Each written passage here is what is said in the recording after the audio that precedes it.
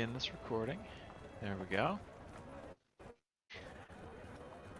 So, when last we saw our heroes, you had returned triumphant to Holbreck after daring the deadly confrontation with a massive frostworm. But you managed to slay the beast and gather 3 of its very valuable, very precious eggs.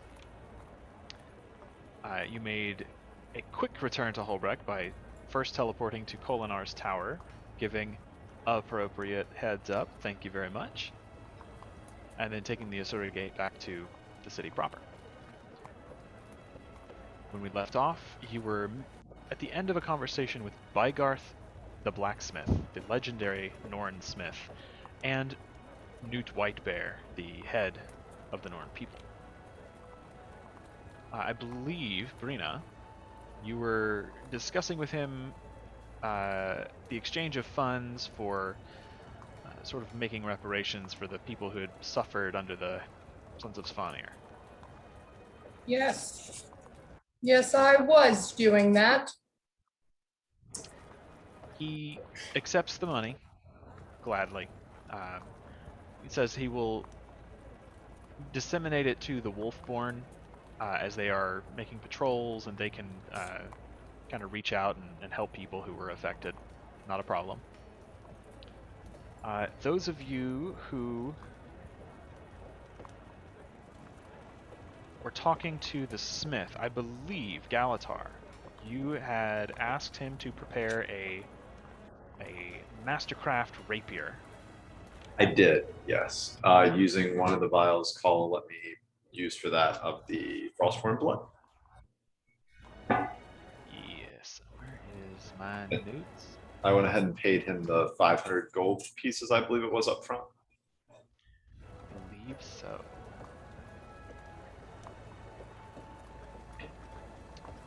Yes, and that would take 2 work weeks for him to complete the work.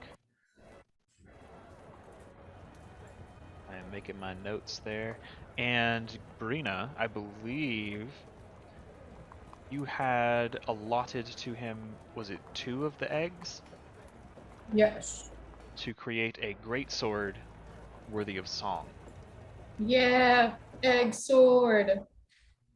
And that was so pumped. A bit pricier. That was 8,000 8,000 gold pieces and 8 work weeks of work. Yes. Didn't he say his apprentice Yes. could help him? You had persuaded him to add one of his apprentices, cutting that in half. So I need to write down 4 weeks. 4 weeks till bring us the biggest badass barbarian on I the can't. planet. Oh. Yeah. As if I wasn't already. Fools. True. You already paid him? Laser focus. No. Right now. We have not paid him. That was the one we were all like, you could have a couple thousand from us. And it's not due immediately. You can pay upon delivery of the item. Yeah, during downtime, I'm just gonna do like yard work for supplemental income. Yeah, I'm cutting grass to make some extra money this summer. It's been. Oh, Dad said I could grow his lawnmower.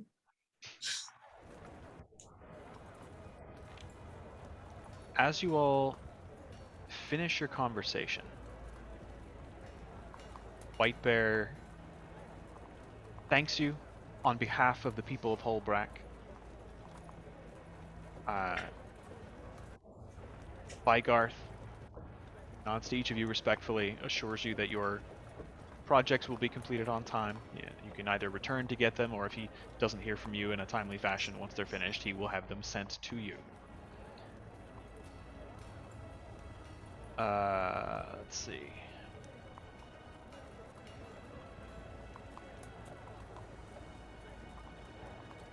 As you, let's see, you just got to Holbreck, and this is.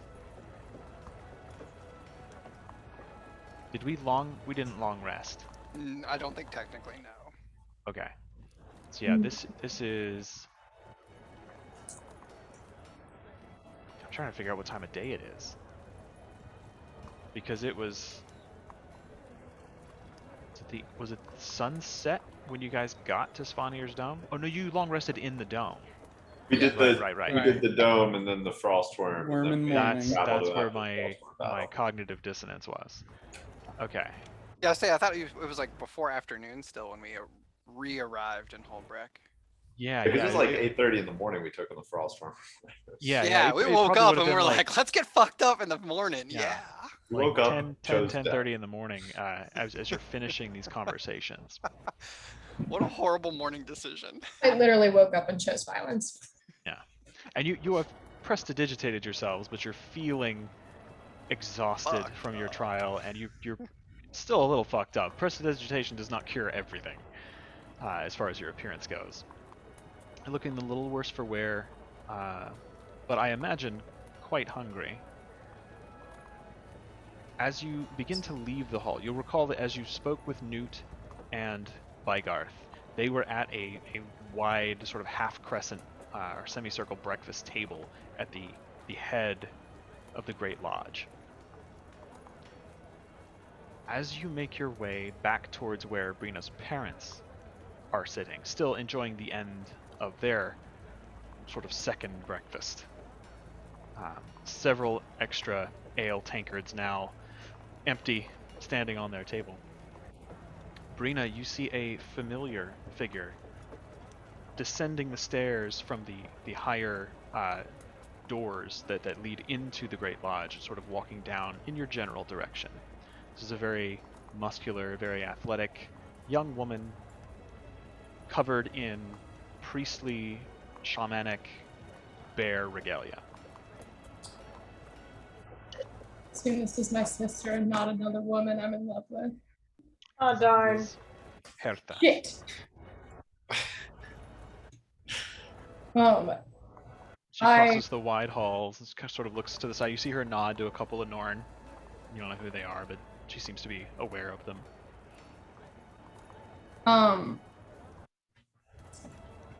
Two things. One, who has the lodestones? Spooky I ice. do. You do. Brina's gonna look at Yuki Tree and ask if she can borrow one for a moment. Sure. Thanks, K3. And I'm gonna go run and give my sister a hug. She sees you coming in and kind of braces a little bit and gives you a sort of playful expression. As you run up and grab her, she puts you in a bear hug and lifts you off the ground a little bit. She's much stronger than her lithe appearance would indicate. You've gotten stronger, Hertha. What the heck? Bear is with me. Oh, well, whatever. To the point, Alvar is alive, and I didn't kill him, but he is not here because he left in the middle of the night, and I did not stop him. But he's alive, and he's not evil anymore. Mostly, probably. Some of this I knew, but not all. This How is did you good to know? hear. She kind of looks around a little bit, leans in conspiratorially, and whispers, "The spirits are with me. They tell me things."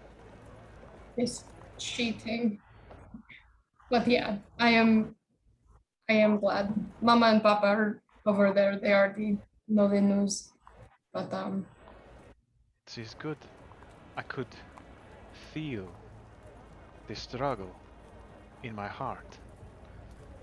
But Bear comforted me, told me it would be all right. Good. I'm glad to see you are okay. You and your friends look a bit the worse for wear, but not terrible. well, we had a long night and then a long morning. Frostworm stuff. You know how it is. Another one. Dead mother, big time, not happy to see us, kind of. Like, Ah, yeah. Spent most of the Okay. fight inside of her stomach, but this is not the point. ugh. I have a question for you, Erica.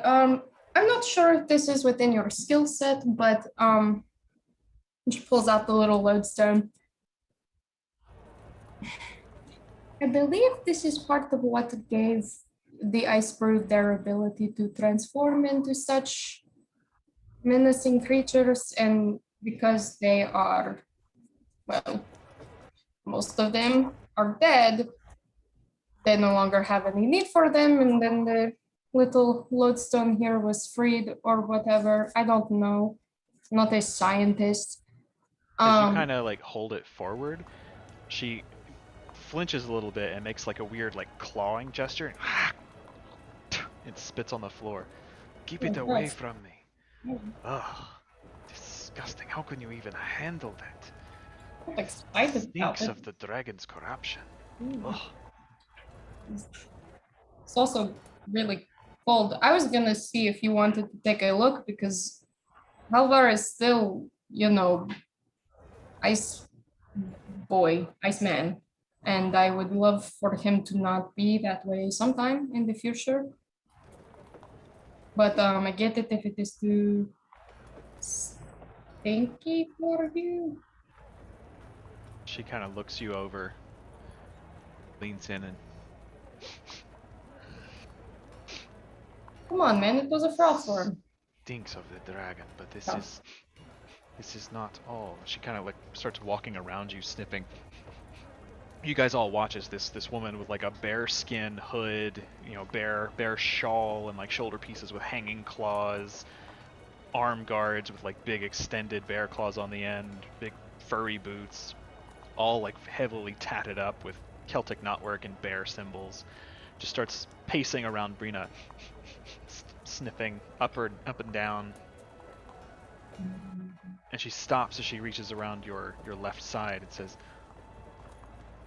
This is why I have come. And she points to the warhorn that I imagine is on the back of your belt. Yeah. Yeah. Do I? That I think you forgot about. I do. I did. I don't remember. I remember the ring. The warhorn that you took from Halvar, that he gave to you. The warhorn he took from the village he destroyed. Like Yeah. ice crusted. It is currently encrusted with the same sort of enchanted ice as the lodestone. Interesting. I seem to have not placed that in my inventory at any point. He says, Curious. This horn was a gift to Fastolf Longwinter, a legendary hunter many years ago. It's said he rescued one of the Kodan from a terrible creature, tending to their wounds and defending them on the long journey home. In gratitude, the voice of their sanctuary gave him this, which our people named Kodanroar, as a token of everlasting friendship between our people. It's something of a family heirloom. That it has been sullied in this way is tragic. She kind of thinks for a moment. She looks at the lodestone and kind of looks at you.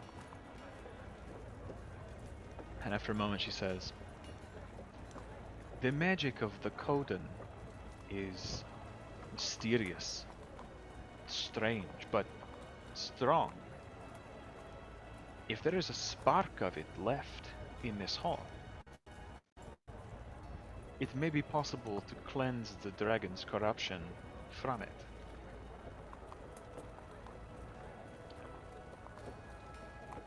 If you would come with me, perhaps the spirits can guide us.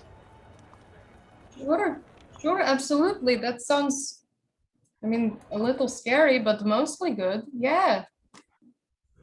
I'm free for the time being. I have about 4 weeks until I get the big sword. She reaches forward and kind of grabs you by the sides of your face and brings, like, she's on a level with you. She's your older sister. She kind of like leans down just a little bit to get perfectly eye level with you and gets very close.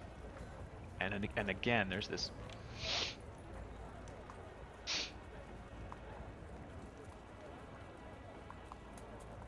All right. Bring your friends. Follow me. Okay. Alexa, will need Alexa, do all you of them. think Alexa, do not normally sniff each other like that? Is that normal? It's really weird, that's for sure. I don't really like to smell much of anything. Low height and all, but Don't tell anyone, but I fucking hate this place.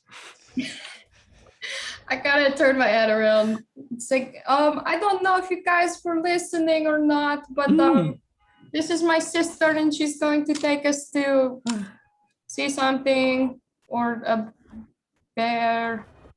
Great, I love it here. And I'm so glad. Thank you. Is there gonna be food? Bertha, is there going to be food? Hertha says, if you are hungry, it would be best to eat here before the ceremony. Hmm. We Oh. will need your help. I would like to take my sister through a sort of guided meditation. But we will need you all to participate. Oh shit, I do need to eat them. oh, I'm good. Brina, it's like Paula a bright just light grabbed came like a from giant behind you. chunk of meat from a table. I'm sorry, I Birdie. had to acknowledge it. Using his cape of the dandy, changes his outfit to be like much finer looking clothes. Like, now I'm dressed for a ceremony. I didn't realize we were. How exactly are we participating? Do you need us to just say something? Like, what do we have to do? She, like, you see this almost playful smirk across her face, and she says, your responsibilities will be limited. You really just need your presence and your attention. Yeah, I mean, got nothing better to do, I guess. It will not take long, I hope. Only an hour or so. Okay. Great, I love it here. Alexa and Birdie are clearly making faces. I lead into Alexa. Go. I can't help but think we're going to be sniffing each other during this. Hertha will go over and briefly talk to your mother and father. You see, like, she goes and she nods her head almost in like a more formal sort of bow. But then leans in and gives them hugs, and they kind of talk back and forth a little bit. You hear like, oh, how's it going at the shrine? How's the Havrun? You know, how are the petitioners? Everything going okay? Is there anything you need? We'll be here. Yeah, it's just the normal stuff. But your sister does grab a tankard of ale and just sort of quaffs it casually. It's like three gulps and the whole thing's gone. I just grabbed like some snacks off the table, start putting them in my bags, depending on what this is going to entail. Okay. Brina's a straighter edge than her blades. And like, and like a turkey leg to call it. Okay. So you guys grab some food, and you follow Hertha as she leads you out the main doors of the lodge. And what you see is that overhead there is a sort of upper level balcony, and that's where the Black Lion Trading Post and the Shunlai Banking Guild and like many merchant vendors and stalls are. And then there are these two sort of mirrored ramps that come down on either side of where you're currently standing down to your level. And then directly in front of you there is another sort of wide area with a couple of buildings kind of pictured behind me. This interesting Norn architecture where it's sort of like it's almost like the front of a ship stood on end. But there are also freestanding stalls and people with carts full of, you know, vegetables and fruits and furs and various things sort of scattered about this large wooden deck. And immediately in front of you there is a big ramp. It's about 60 feet wide, and the ramp just goes down to the sort of lower level of this bowl-shaped depression in the mountains. Hertha leads you down this ramp into the central sort of common area. Densely packed snow, lots of travel, lots of wagon tracks, lots of horses, and other Dolyaks and other creatures pulling vehicles, big goats and things like that. Lots of livestock comes through here to be traded, and sort of surrounding you on all sides are these massive temple-like structures, very similar to the Great Lodge, but not quite so big. And out front of each one are the huge carved ice statues, 15, 20 feet high, of bear, wolf, raven, snow leopard. And she leads you down through this like press of bodies as everyone's coming back and forth and starting their, it's late morning at this point. It's like 11 Ryan, o'clock. is it possible as we pass through these stalls and things, Birdie, knowing that we're going to a ceremony, checks his pack and discovers he is out of sage? Is there any way to procure a couple bundles as we pass through this marketplace? Simple enough to find. Yeah, there's lots of bundles of dried herbs of various types. So say 5 copper pieces would be fine, or a silver piece. Well, if I go to a stall and just like I need like an armful. They would give you a very strange look. Like, give me like a gold piece worth. Like I need like 5 to 10 doable. bundles. Okay. Yeah. So you walk away with like 10 smudge sticks. Perfect. Yeah, and a very happy merchant, just like, I just sold my whole day's worth of sage. Yes. Great, it's fantastic. Perfect. And you watch as Hertha, who is one of the apprentices to the Havrun of Bear, about halfway through this central depression, turns sharply to the right and starts leading you towards the shrine to Wolf. And she leads you all that way through the crowd. And as she approaches, you see that these two, again, is a kind of a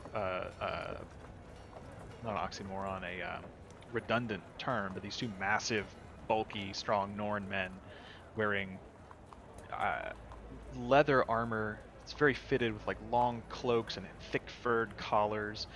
Most of their bare chest, like very hairy and exposed to the elements, but standing there with heavy longbows and big battle axes on their belts. Thick leather bands tied around their foreheads, keeping their hair out of their eyes. Very like Conan-esque. Sort of standing on either side of these massive doors. They see you all approaching with this apprentice to the Havrun of Bear. And you see, like, they kind of look at each other curiously. And as you approach, one of them he doesn't really hold out a hand to stop you, but he just raises a hand like, hey. And Hertha says, I would speak with the Havrun. I am in need of his counsel and services. This is the slayer of Isormir and her companions. They have just ended the threat of the sons of Svanir. You see the two look at each other like, oh shit, and there's just like no words. And they nod. And Hertha turns around to all of you and says, come. And she just walks through, like head held high. She takes you into a much darker space. This is not the beautifully lit Great Lodge where so many people live and work. This is a holy place. And as you walk in, everything is made of wood. It's all like that really great like wood cabin smell where just like everything is made of some type of like cedar or pine. It's just this beautiful like rugged smelling place with heavy columns supporting the high ceiling, and you can see large ceremonial braziers burning throughout, but the light is muted by the dark stain on all the woods. And there are furs just scattered all over the ground. You see like saber cats, wolves, bears, dolyaks, just everything that could be sat on or where you would see heavy foot traffic is covered by a thick, luxurious fur. And around many of these braziers are gathered small groups of Norn, each one with someone dressed in some form of wolf-themed regalia. Some of them only have like one wolf fur sort of draped across one shoulder. Others might have like a wolf skin headdress, and the rest of them is just like a more plain, like ecclesiastical look, like plain linens and stole, like more ceremonial garb. you gather these are the kind of spiritual shaman type people.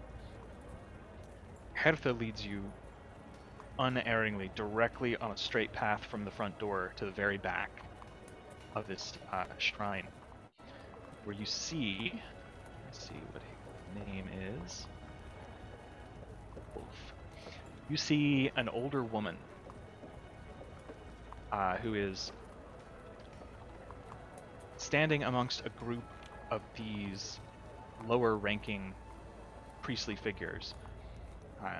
She has a large black wolf cowl and a long cloak that appears to be lined with the same thick black fur. Her skin similarly tattooed to what Hertha is wearing, but it's knotwork and wolf heads and claws and things like that. She has jet black hair tied in two thick braids down either side of her face. 3 heavy claw scars from cheek to chin on her right side. Her eyes are a piercing green. And as she sees Hertha approaching, she sort of motions away her acolytes and takes a stance not of defiance, but certainly of sort of regal pride and obvious authority. And she says to Hertha, "What would the Hevrun of Bear have with those who walk the path of the wolf?" And Hertha goes up about 10 feet from her and stops and goes down on one knee, very respectfully, and then stands back up and says, "I bring to you the slayer of Isormir, Brina Eriksson, and the Trollskull Six, her companions. With your permission, I would have them go on a dream quest. Wait, what? We have," and she holds out her hand and like gestures to you, like, "Give me the thing." I give her the lodestone or the horn? The horn. I give her... She like waves Oh, away the yeah. lodestone. No, the horn. Sorry, the I horn. don't know. She takes it and Specify. says, "We have this. I am curious if the spirits might be able to cleanse it and restore what was taken." And you see, like, she's not making eye contact with this lady. She's looking at the horn, looking at the floor, like generally looking in her direction, but she is not looking eye to eye. And the Havrun takes a hot second and looks at each of you in turn, locking eyes with you, and you it's a little unnerving, the gaze of this woman. She looks to be like maybe in her late 50s. And then once she has surveyed each of you, she turns to Hertha and says, "Apprentice, I will grant your request. However," and she turns and she looks at you, Birdie,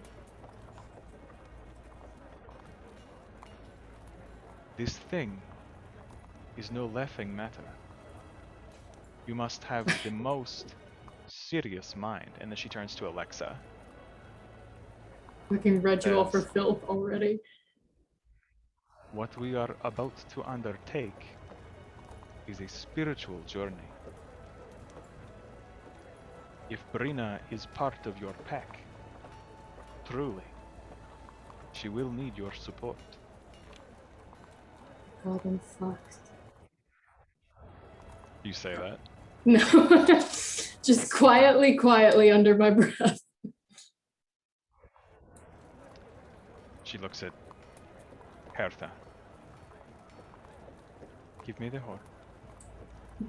And Hertha looks back to you because it is your horn, and she Sure. Yes. hands the horn over to the Havrun. That was, yeah. Your sister turns around and says, "Trollskull Six, I would like to introduce you to Asa Felstride, Havrun of Wolf. one of our most holy shaman. And Asa, again, just kind of like glances over all of you. Says, follow me. And she heads off to the right. And leads you off. It's not very far. It's about 20, 30 feet away. There's this area that's slightly sunken down. There's a couple of steps that lead to a lower platform where there are various cushions kind of scattered around a low stone brazier that currently is not burning. And as you all sort of file in and follow suit, the Havroon turns around and again catches your eye, Bertie, and says, "Ah, excellent. May I have one of these?" And she gestures towards your sage. God. I brought him just for this, and I grab one and hand it to her. I see you too are a man of culture. It was most thoughtful of you. She takes one, Well, throws it into the brazier, every good and ceremony needs some sage. snaps her fingers, and it catches fire. Oh shit. Please, be seated Good in call a with this circle sage. around this brazier.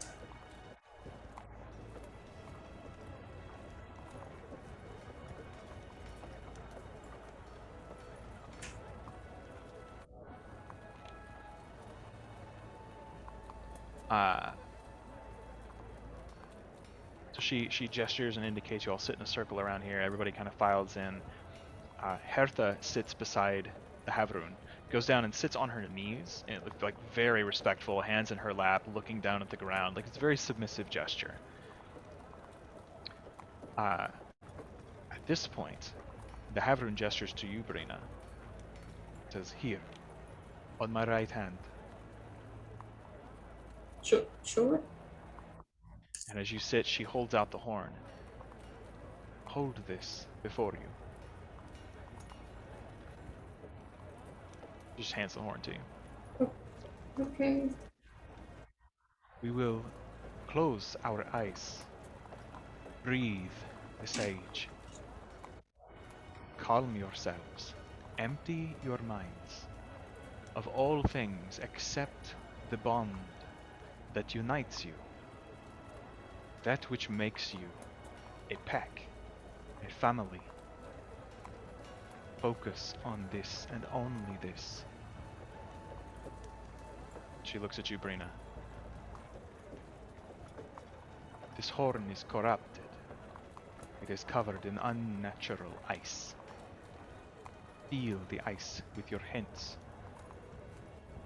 Focus on the bond that unites you to your friends, your pack. Feel the ice. Feel their strength through you. Focus on this and nothing else. And then she goes quiet for a few moments, taking deep breaths. And then she turns around, and from a nearby shelf, there's like a small little settee behind her. She pulls out a small drum, pulls it over and sits it between her crossed legs, and starts to beat out a slow but familiar rhythm, very similar to a heartbeat. And she begins a low chant in Old Norn. This goes on for several minutes. Gets a little warmer. The brazier is burning, and every now and then you hear some movement. And if any of you were to peek your eyes open, you would see that Hertha is occasionally reaching over to wood piles nearby, grabbing bits of kindling to toss into the brazier to keep it going. And the heat is starting to kind of swell in this area, this lower sort of depression, like the back of a wolf's den. I mean, technically, I can't close my eyes. This is true. This is very true. So you would see this. God.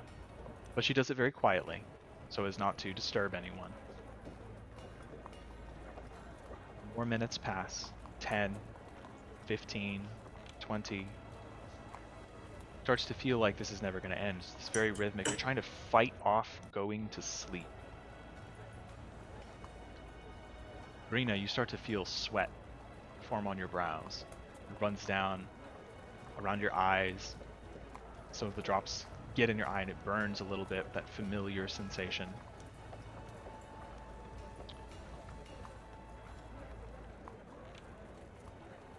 After about 30 minutes, you find yourself, you feel almost, you're in that sweet spot where you're just starting to nod off, but you keep pulling yourself back. But eventually you are pulled into this sort of warm embrace of a sleep-like state. You can still hear the chanting of the Havrun, but you hear another sound. You hear the crunching of snow. And in the darkness before your eyes, those strange dancing shapes and lights as the firelight plays on the other side of your eyelids. Slowly fading in, you find yourself in a wintry forest glade. Wide open, snow glistening in the moonlight as a full moon hangs in the sky. The sky around it a deep, deep midnight blue. You hear a brief snap in the air and the flutter of feathered wings. And the sound, the unmistakable sound of talons on a tree branch. A slight rustle and plop of snow as it's dislodged. You open your eyes instinctively and you look up, and just about 20 feet from you, in a low branch of a tree laden with snow, a very large raven sits looking at you, kind of shifting its gaze every now and then. You hear crunch, crunch, crunch, crunch behind you, and you feel the silken swipe of a furred tail across the back of your neck. Jump a little bit, look over your left shoulder. There's an enormous snow leopard padding through the snow behind you. And it just turns and gives you this look, these crystal blue eyes staring directly into yours, and it's incredibly close to your face, and you know these to be dangerous hunters if you were to encounter them in the wild. And there is a sense in looking at this creature's eyes of danger. This is not a tame, benevolent house pet. This is a predator. But it regards you and starts to walk around into your vision, and as it crosses directly in front of you, it nods and then pads off to sit underneath the tree, curls up and kind of lays down, its two paws kind of crossing a little bit as it sits, head up, the rest of its body kind of elongated and lying in the snow. The raven sort of looks down at it and lets out a slight croak. You see it look up and just yawn lazily, its massive jaws opening, its tongue kind of lolling out briefly. And it just settles into a more comfortable position and stares at you. About that time you hear a crack as off to your left, a tree, young sapling, bends over and is sort of uprooted as it's pushed to the side. As this lumbering, enormous brown bear pads his way into the clearing, just stomping through the snow, little tufts coming up everywhere he lays his gigantic paws. He walks directly over to you, slowly but seemingly unstoppably. Gets right up in your face. And he gives you a buffet with his cold, very large snout. Sort of like hits you right upside the cheek. Not enough to topple you over, but enough to really make you sort of bump you out of the way, in a manner of speaking. And as you kind of right yourself and you're just looking at him, you just hear and then as he makes his way over to this tree, you see its heading directly towards the base as this snow leopard's kind of laid out casually. And it gets within about 10 feet, and you hear followed by wow. And then the bear sort of like sidesteps a little bit. Takes a couple more steps to the right to avoid the snow leopard, and then just turns around and plops down on its enormous ass, putting 2 paws in the snow, and it just stares at you. And at that point, you just hear coming up from behind you, crunch, crunch, crunch, crunch, crunch, crunch, crunch, crunch, crunch. And this time coming around your left side, big, shaggy, gray wolf. Comes around your left, eyes locking with yours, and as it moves around to face you, its eyes never leave yours. It doesn't get quite as close as bear. It stays within about 5 feet. It stares at you, walks to your right, and stalks back to your left.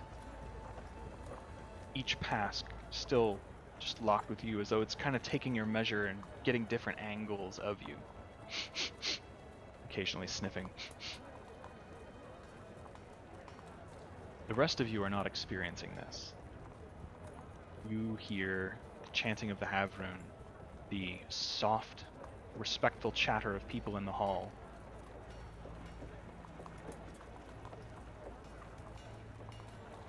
Eventually the wolf stops. It turns around briefly, putting its back towards you, and looks at the other spirits. And there's just a moment. It takes a seat, and it sits there like 4 paws down, sitting in an erect position, looking at these other creatures. And there is just a silent moment. No sounds, no movement, other than occasionally a head will move one towards the other. I'm not sure what's going on. A few minutes pass, the wolf stands up again, takes 4 or 5 steps, gets about another 5 feet away, and then turns around and regally sits down, looking at you, and says,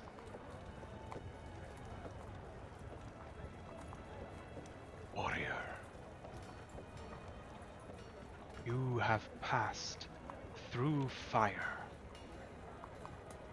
Tell me, pup, what have you learned from this trial?" I hate powers.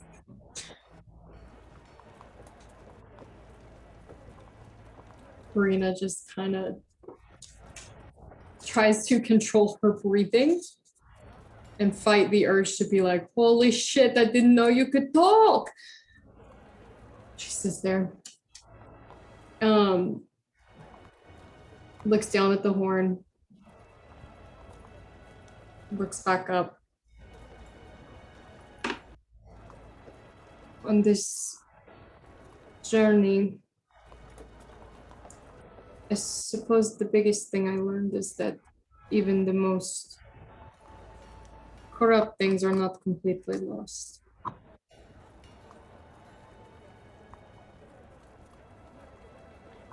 It says,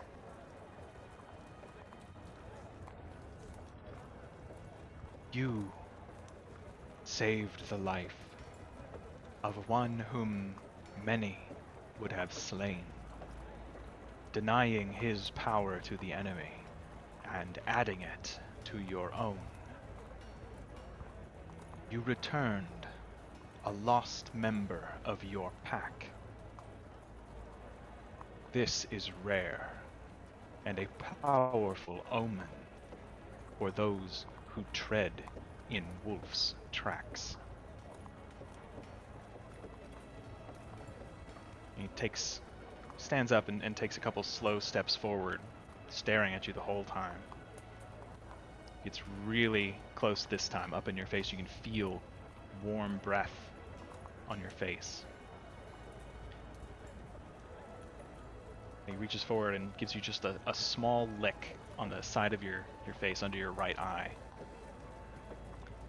and says, as he pulls away, "Be at peace, pup, for you are part of our pack. To honor your achievement, we cry your name on the winds, that all may know you are Wolfborn, protector, hunter of those who would hunt us. When danger approaches, you may call on us, and we will answer." And immediately there goes up a cry from all of these representatives of the spirits of the wild.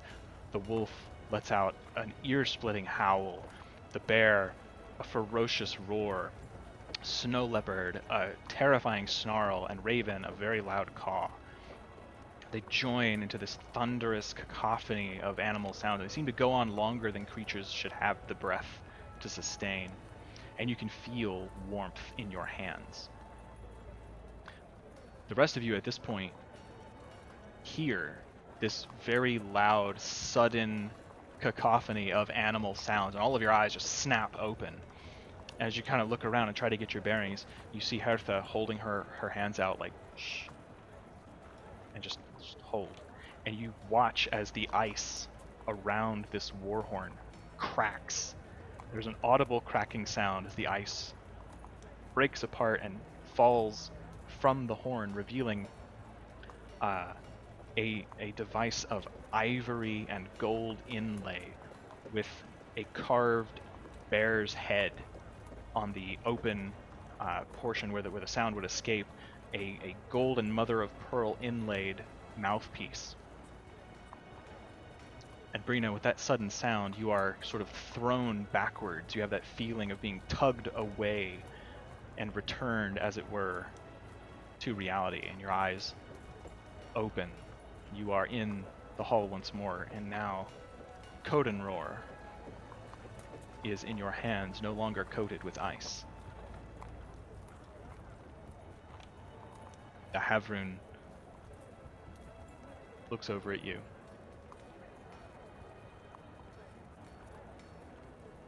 Not bad. It is not frequent that the spirits would grant such a vision. Many petitioners come and are not given the honor of a personal conference, so to speak. I mean, thank you. This was an answer to a lot of questions. Also, every time you guys have been like, "Oh, the spirits speak to me," did you mean literally? Because I thought it was just like symbolism, and it was like a left paw means this or something. And Rita just kind of looks at Hertha and knows You for see that, support. like, the Havrun looks over to Hertha, and Hertha's like, she's looking like a slightly embarrassed. She's like,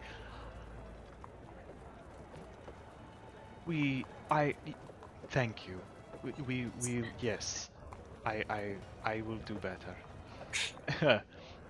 and the Havrun just Sorry. kind of smiles and turns and looks at all of you now and says, "The spirits of the wild, they are not beasts, and they are not men. They are powerful beings that represent aspects of our lives here in the high mountains.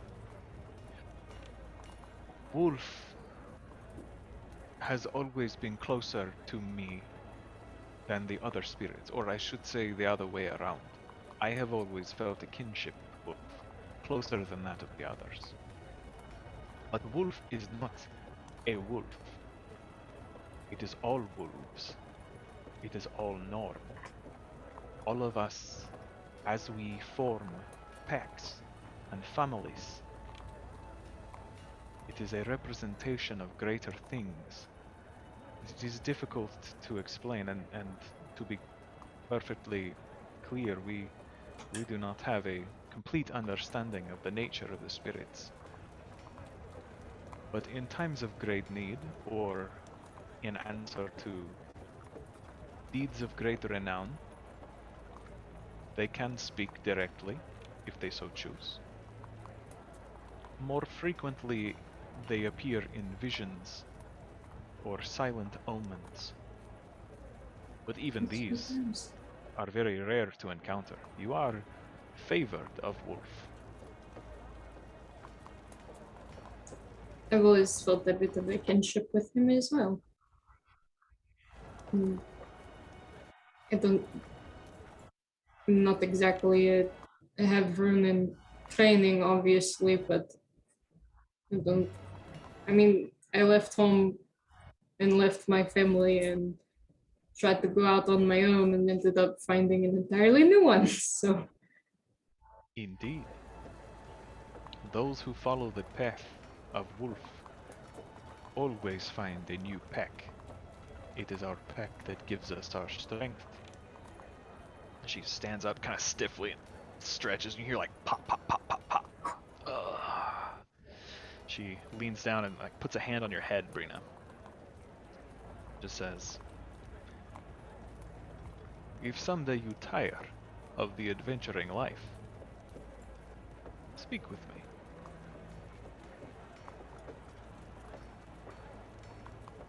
thank you. She turns and nods to Hertha, and then returns to her duties. As soon as she like leaves the room or is out of earshot, I'm just gonna look at Earth and be like, that was fucking wild. I did not know that was an option. She leans Should forward have and says, started there.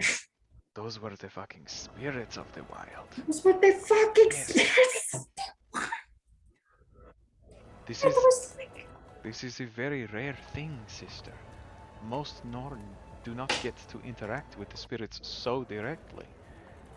There is something special about you.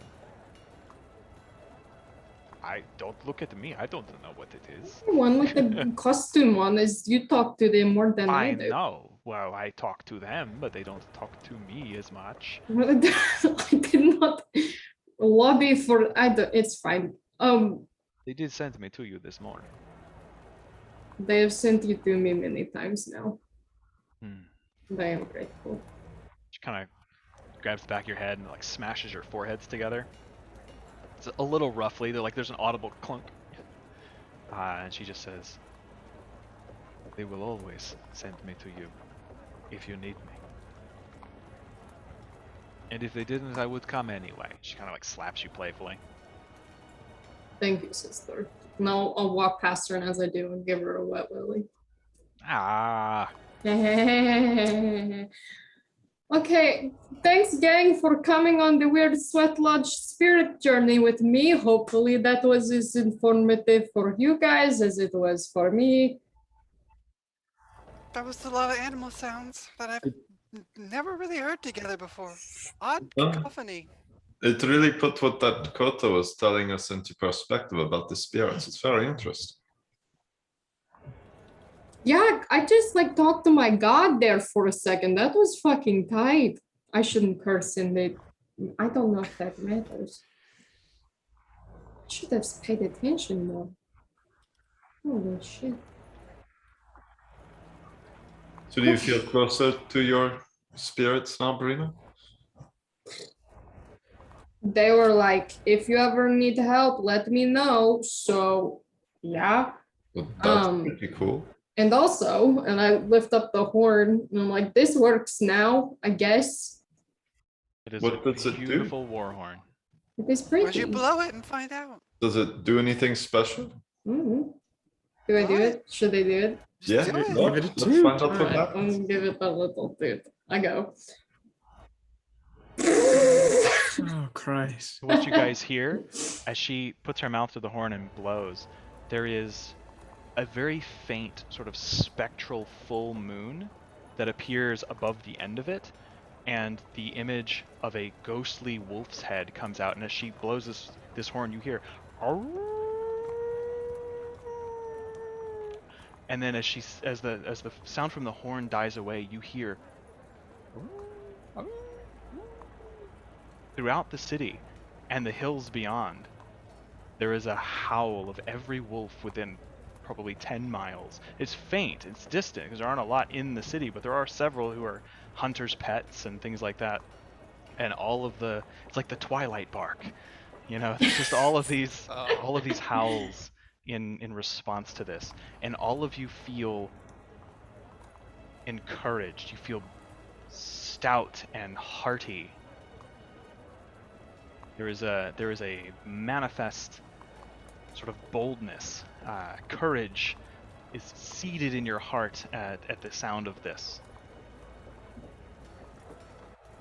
Hell yeah, there's a moon that came out of that. Whoa. That was wild. That I was feel really like awesome, Brina. I'm trying to fight the urge to toot on it again. I feel like you can't do it too many times, Well, maybe if you spend some more time with it. like willy-nilly. So this does require attunement. What? Attunement. While attuned to this horn and wearing it on your person, the warmth of Koda's flame burns within you, filling your heart with courage and strengthening your resolve. You have advantage on wisdom saving throws. Bruh! That's fucking toy. It has a feature called Call to Arms. As an action, you can blow the horn, inspiring courage in the hearts of your allies. Creatures you choose that can hear you, provided they're within 30 feet and not deafened, can add 1d4 to their attack rolls and saving throws, and become immune to being frightened. It's like, The effect lasts for 1 minute, but ends early if the target goes unconscious. And you can use that once per long rest. Green is a Bruh. Once per support long feature. rest. What? Does the Alright. 1d4, does that apply to all attack rolls during that period? Uh-huh. Like, It's kind of like Bless so for the whole day? for 1 minute. Yeah. Oh, just 1 minute. Okay. Yeah, it's 1 minute and it ends early if you go unconscious. Okay. So I That's thought since it was pretty cool. once per long rest Nah, that it was yeah. somehow Once per The long whole rest, day. you can have a minute of Bless in combat and be immune to being frightened. Between the Also, storm- It has a feature called Thirst for Adventure. 1 pint of water poured into this horn magically transformed into cold, delicious ale. oh. It was Hey! made for a Norn, so This is fucking cool as hell. Between the horn That and the is really sword, you banged may not up. need us anymore. You may be able to just set off and kick ass on your own. I'm like fucking redneck Jesus. This is awesome. Oh man, yes. What's that? Holy shit. Oh my god. You should just kind of toot on it again, but not like a big, just like how you do a kazoo. Just kind of. you Yeah, see I'm several people now in this temple probably not turn, loving it. and there's a hush. When you blew it the first time, everything went silent. And everyone's just stopped and is staring at you, and the Havrun is now standing on the elevated platform, resuming her conversation, and pissed? everyone turns and looks at you Really? Hertha is standing there just oh, okay, let's go. Go. Okay.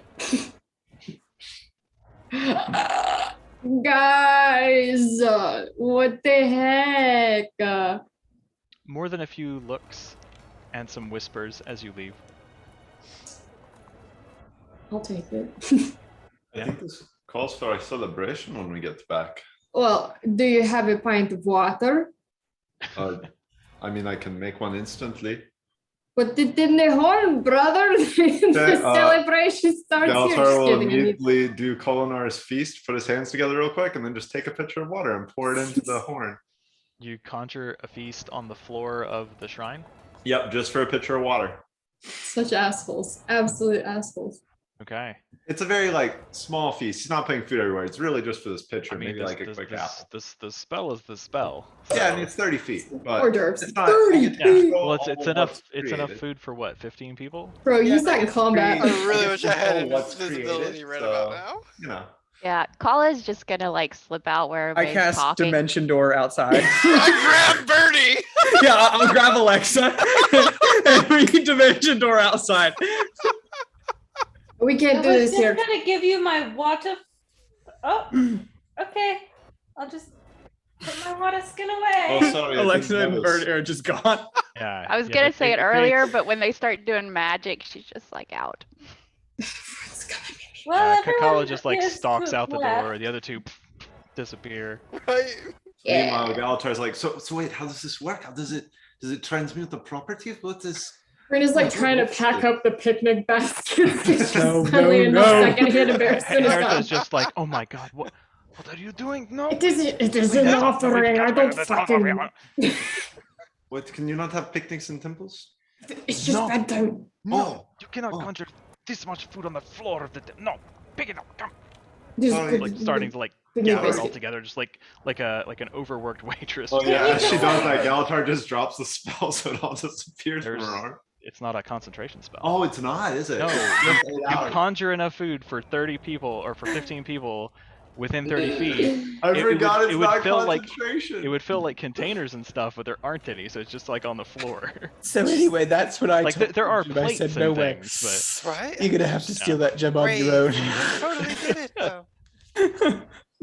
Lex and I are having a cigarette outside. But yes, you find a little pitcher of water and pour it in, and it does turn into cold, delicious ale. See, that was great, but I feel as if the embarrassment did not make it worth it. But you know Listen, what? now some hungry temple goers maybe can have a snack.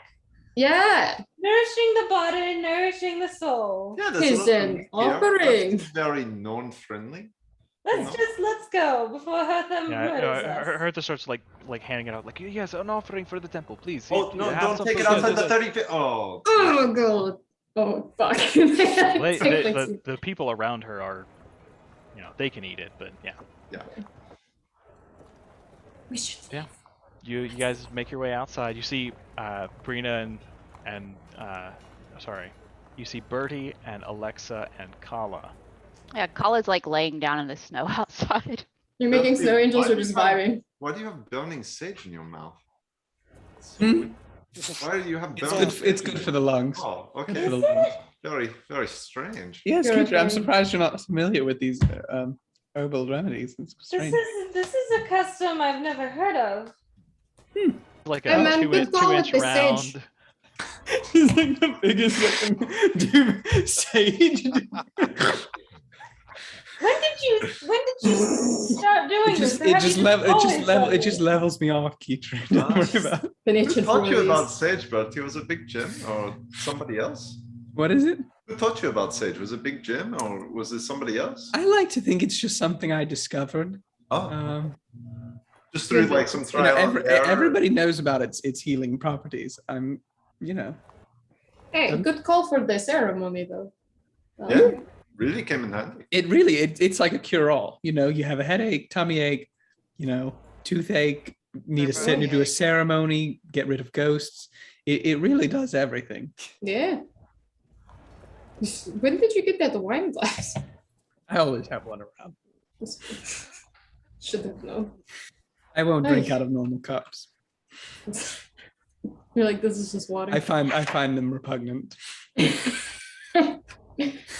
Jeez. I mean, guys, for the most part, everything is handled here. Well, I'm really glad that that was a really good ceremony. And then we didn't finish reception. strong on that one. Great You reception. didn't finish strong. You should have seen all the people Hertha was feeding. Rena, did you need to talk to your parents again? Or say goodbye before we leave? I'd like to, and also I might spend maybe just an evening here. You guys can go home if you want, and I'll catch up with you tomorrow. Oh no, I wanted to stay here so bad. That's fine though. We'll leave. Bertie, Give you you some can space. if you want. No, it's fine. We'll give you space. You They know, have clear got your head, Excellent bunk beds. breathe the mountain air. I'm Just, like, sure. I'm you sure climb I on have top. things to do. I'm sure I Sometimes have there's- plans. 3 of them, and it is crazy. Yeah, I have plans. What do you have? I have plans. I made them a while ago. I can't. It's in Lion's Arch. So I We're gotta, going to the Cenobium. yeah. Oh. Carla and I. Paula's Carla just and like I- laying on her back in the snow still. Yeah, you see, she's really struggling up here. It's too cold. We're She gonna looks go to one really of the sauna uncomfortable. treatments. It I was think. too hot in there. Mm. That's Oh, that is fair. So Yeah. hot, cold. That's Wait, yeah. Do you know how to make snow angels? No, That's an Nope. angel. You want to? no. Okay. That Well, sounds first of all, celestial. it is a part of Norse mythology. Don't worry about it. Lay on the ground Okay. and you spread your arms out big Okay. and you spread your legs out big too. Okay. And you just Gotcha. kind of wave them. Ah! Okay, good. Good color, you doing it? yep. Okay, all She right. just moves her arms like once. Flailing all of them. Okay, and now Keisha's we got them like she's stand just up. waving everything. right. While There's she's just laying on the snow ground. everywhere. It's- Okay, almost Oh. got it. And you know, when you stand up, it makes the shape in the snow. Keisha Meanwhile, stands up and it's Norns just are like the imprint of her back in the snow. She's like, huh, doesn't look like much. It's just a smudge. Okay. there are Norn walking by, just like It's too It is hot nice to inside. be home. Oh no, I just wanted to know what a. Oh, okay. looking at you guys like you're crazy. It is nice to be home for a minute. But yeah, you all head back to Lion Arch if you'd like, or you Oh, could stay. darn. I probably will spend the evening and then come back. I have plenty Sure. of business to Sure. Yeah, that's finish fine. up in the city. All right. Plus, you all are not rid of me yet. So, not now that I have this cool fucking horn. Yeah, I wonder in Lion's Arch if that just attracts the like the The strays, street dogs. the strays. You know, Oh, interesting. Biscuit, I miss you. I wouldn't blow that around the No, tavern. Right. That could yeah, cause some let's issues. not do that. Let's start a rescue. We don't have to do. I think there's a city mission that does a great job, actually. Actually, I hear they're pretty underfunded, but you know, No, since you're so no. invested, The maybe Temple you of can Hermon consider I'm using some willing powerful to donate. funds. Well, you Yeah. all are giving away your money so quickly. Just throw it at them. Well, I mean, if you're so invested, we've got like 900 gold here, party funds. We could start supporting the mission. No. We can put up a little donation cup at the bar. Don't they just like A hunt little and donation. stuff? What? Yeah, they're street dogs. They're fine. Yeah. Eat Animals scraps, take get care of in fights, and themselves. musical. It's a symbiotic relationship with the street children. You understand? There's a yin and yang, a push and pull that happens between those two groups. Bertie, were you maybe trying to tell us that you've been traumatized by these street dogs in the past? I'm saying I don't want them near our tavern. It's a bad look. So, don't blow it around the tavern. Don't do it. I think the idea of having a fundraising night was a pretty good one. Okay, I we'll don't have do a a raffle. good job supporting some causes. You're Yeah, right we could at the do top. that. We're so popular after all. Maybe we could split Tim's tips with local charities. I don't know how he'd feel about No. it. Tim is having enough trouble at home. You guys steal from Tim to pay Oh, for you the know we're charity? going to have to That's- pay him. like We'll garner his wages. And I fucking love being like, Tim's going through a divorce. He's about to lose the house. First of all, Tim's divorce happened like 4 months ago. Secondly, But it was Tim's really recovering messy. well. Tim's getting like a 300 gold bonus at the end of the year. He lost Tim is the gonna kids. fucking quit. Like Uh, any day or- now. Tim really can't afford I would. to quit. I've seen Tim's finances, I but would. they are not good. He's got to pay child support now. This the bartender? Yeah. Yeah. Yeah, I thought maybe that Tim was needs the a man who raise. got- Maybe we That did was That the was- man- I thought that was the also guy you Tim. taught to read. Yeah. No. Who was It's the a man we common taught- human name. It's a He was also Common Tim. name, yeah. Yeah. Uh-huh. It's not the same Tim. Was that bartender guy's Tim dead. and Well, murder that guy, Tim? yeah. But He a got his bartender bleep is also now. Tim. Even in fantasy worlds, people can have the same name. Yep. I tell you Seems what, though, fake. I'm the only Agelbert. I don't think there's another one out there. Isn't Probably that not. I really don't what they know. call We're the saying never, individuals? Birdie. Why we have the same names? I mean, honestly. If I ever met another Agelbert, I would kill them. There can only be one, baby. Because I'm Agelbert, you know? Why mess with the base? So is Yeah. it specifically Agelbert, or if they go by Bertier, you also go? Birdie, Birdie's a pretty, Okay. not Birdie. If you're an Agelbert, Specifically, we have issue, good to know. Party, if I have kids and I name my child Agelbert, will you kill my child? Don't, No. let's not chance that.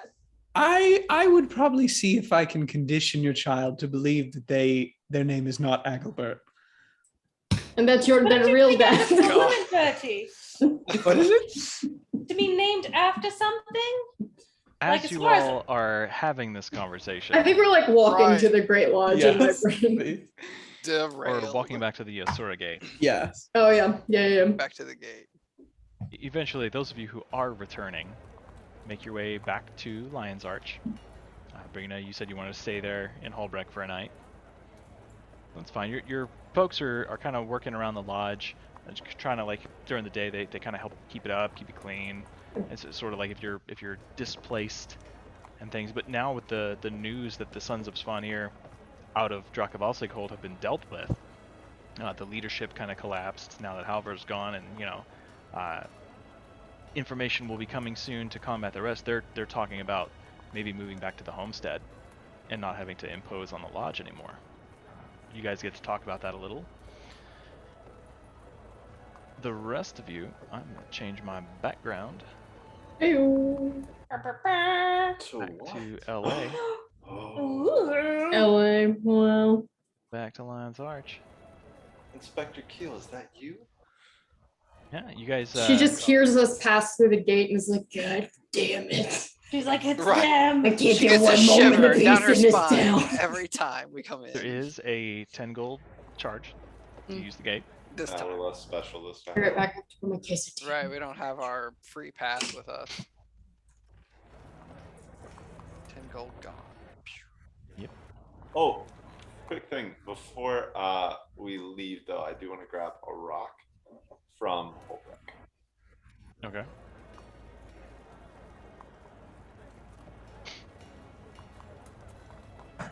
I need to think about this for a minute, but you might be able to use teleportation circle to use the Asura gates. Oh, okay. Maybe. I need Okay. to think about how the Asura would react to that, and what they might want to arrange. But that's a possibility because they Mhm. are sigilled gates. Like we paid like an annual fee or something. Yeah, or just pay the fee when you arrived. Membership You know, fee. 'cause maybe I'm thinking that might be a thing. Sweet. Yes, the 5 of you return once more to Lion's Arch. I think as you exit the Asura Gate, it is raining. Oh. Yeah, not storming necessarily. There's just a steady downpour, as often happens here on the coast. The weather is much warmer. It's still cool. It's probably about 50, 55 degrees. So like a wet spring day. But very quickly, once you're out of the rain, you shed your thicker outer layers, and you have some time on your hands. Let me adjust the volume here. All right. Yeah. So, let's see. Some of you sent me notes. I'll say Yeah, first these- things first. Birdie's heading to the Cenobium bath. Yeah, full spa call it too. treatment. I suppose I was Okay. hoping as well. You know, Galatar and Kidri, as your party begins to head that way, are you following? Yeah, might as well. We're going to the spa. Yeah. It's In still the early in clan. the morning. Might as well get cleaned up. Yeah, what time of day is it now? Like noon? Yeah, it's about noon at this point. Yeah, it's just starting to turn. Hard to tell with the overcast and the rain, but rain feels good. Like it's cold, but it ain't nearly as cold as where you left. It is nice that the rain is washing off all the frost from blood and Mhm. digestive juices. Well, let's go to the Synovium. So you guys go and spend some time. The staff there are familiar with you at this point. You are known commodities. Take some time to scrub yourselves. You have your clothes kind of like laundered and cleaned professionally by the aestheticians there, the beauty workers. And yeah, you emerge from the warmth of the baths, clean, feeling refreshed, well rested, and yeah. I don't know if there's anything particular you want to do today, but you have about a week of downtime. Should we go ahead and punch in then like a long rest just for? Yeah, you can long rest. And I will not spring any combat on you before the end of the day. Alexa, are you free this afternoon? Yes, sure. After this Oh. nice little spa, I don't have much going on. I just wanted to see if you'd want to accompany me. I wanted to take this box to Zetombe today. Oh, sure. Why not? I'll send him a message real quick just to make sure that he's available. Hello, Grandfather Zetombe. This is Galita. I wanted to know if you might be able to meet with me to discuss an artifact I found today. A couple of seconds go by, and he responds and just says, "Oh, well, that's just fine. You come on right down. I'll meet you down on the main floor. I'll have some of the acolytes waiting for you." Oh, I always forget what he sounds like, and I love it so much every time. Oh, love that man. I hope he becomes a god next. It's not a frequent thing that happens. Hey, it happened 200 or 300 years ago. This could be the next chance. But yeah, so I guess we'll take the box, but not the spell scrolls, just the box. Okay, you should put the scrolls in your pack or something. Yeah. I'll Okay. tell him that we got the spell scrolls, but I'm just trying to give him the box and discuss that with him. Okay. So let me bring up my notes. Oh shoot, what's this? That's a lot of notes. Y'all, I think I might over prepare a little bit sometimes. happens to the best of us. It doesn't happen to me because I am the worst of us. Don't know, Alex. Okay. Don't know. So this is like a gem encrusted, very expensive looking wood box, heavily stylized and carved with desert themes. Yeah. You and Alexa make your way over to the Temple of Cormyr. And it is Alonian? Is that right? Yes, you were Okay. able to deduce that it was Alonian. Alonian teak wood, I believe. Alonian teak. Okay. It's a expensive and very slow growing tree. Oh, okay. When you guys show up to the Temple of Cormyr, you are greeted by a couple of acolytes, one of which is Acolyte Sinclair. They nod and kind of bow their heads respectfully. And you are shown to a little table, kind of off in a corner where Master Zetembe is sitting. And he's got a couple of books laid out, and he's got like a couple of empty parchments. One of them's partially kind of scribbled on, and he sets his quill aside. Says, "Oh, it's a pleasure to see you again, son. Have a seat. Have a seat. Let's take a look at this artifact you found." Yes, it's good to see you, Grandfather. We found this artifact when investigating some areas in the Norn region, up in the Cheval Peaks. This box appears to be a Alonian teakwood and contains some spell scrolls. It seems gem encrusted, and the spell scrolls seem to have, and I'll take out one of the scrolls and show to him that I can read the magic, but they seem to have some other sort of hieroglyphs or symbols that I do not completely understand, that seem maybe to predate our current magic systems, at least as far as I know. I didn't know if you or perhaps Ogden would know anything, but I wanted to come and ask you about it. Looks, as you say that name, looks around very quickly and just, shh. Oh, sorry, I thought we were alone. Oh, no, like he's just Oh, off to the okay. side, like it is in a Okay. public space. Got you. My bad. Did you say you showed him the scrolls too? Yeah, I'll take out one of the scrolls to show him as an example. Okay. So he takes the box from you very delicately, gives it a hard look over, and says, "Well, now this is quite interesting, really. This is an antique for sure. This comes from the region of Vabi. It's a very wealthy caliphate down in Alona, currently under the control of Palawa Joko, the Lich King. But once upon a time, you see this cartouche here. This is the name of Metu the Wise, one of the princes of Vabi. I'm quite an admirer. In times past, he was the keeper of the halls of Chochin. It's a great library at his palace there.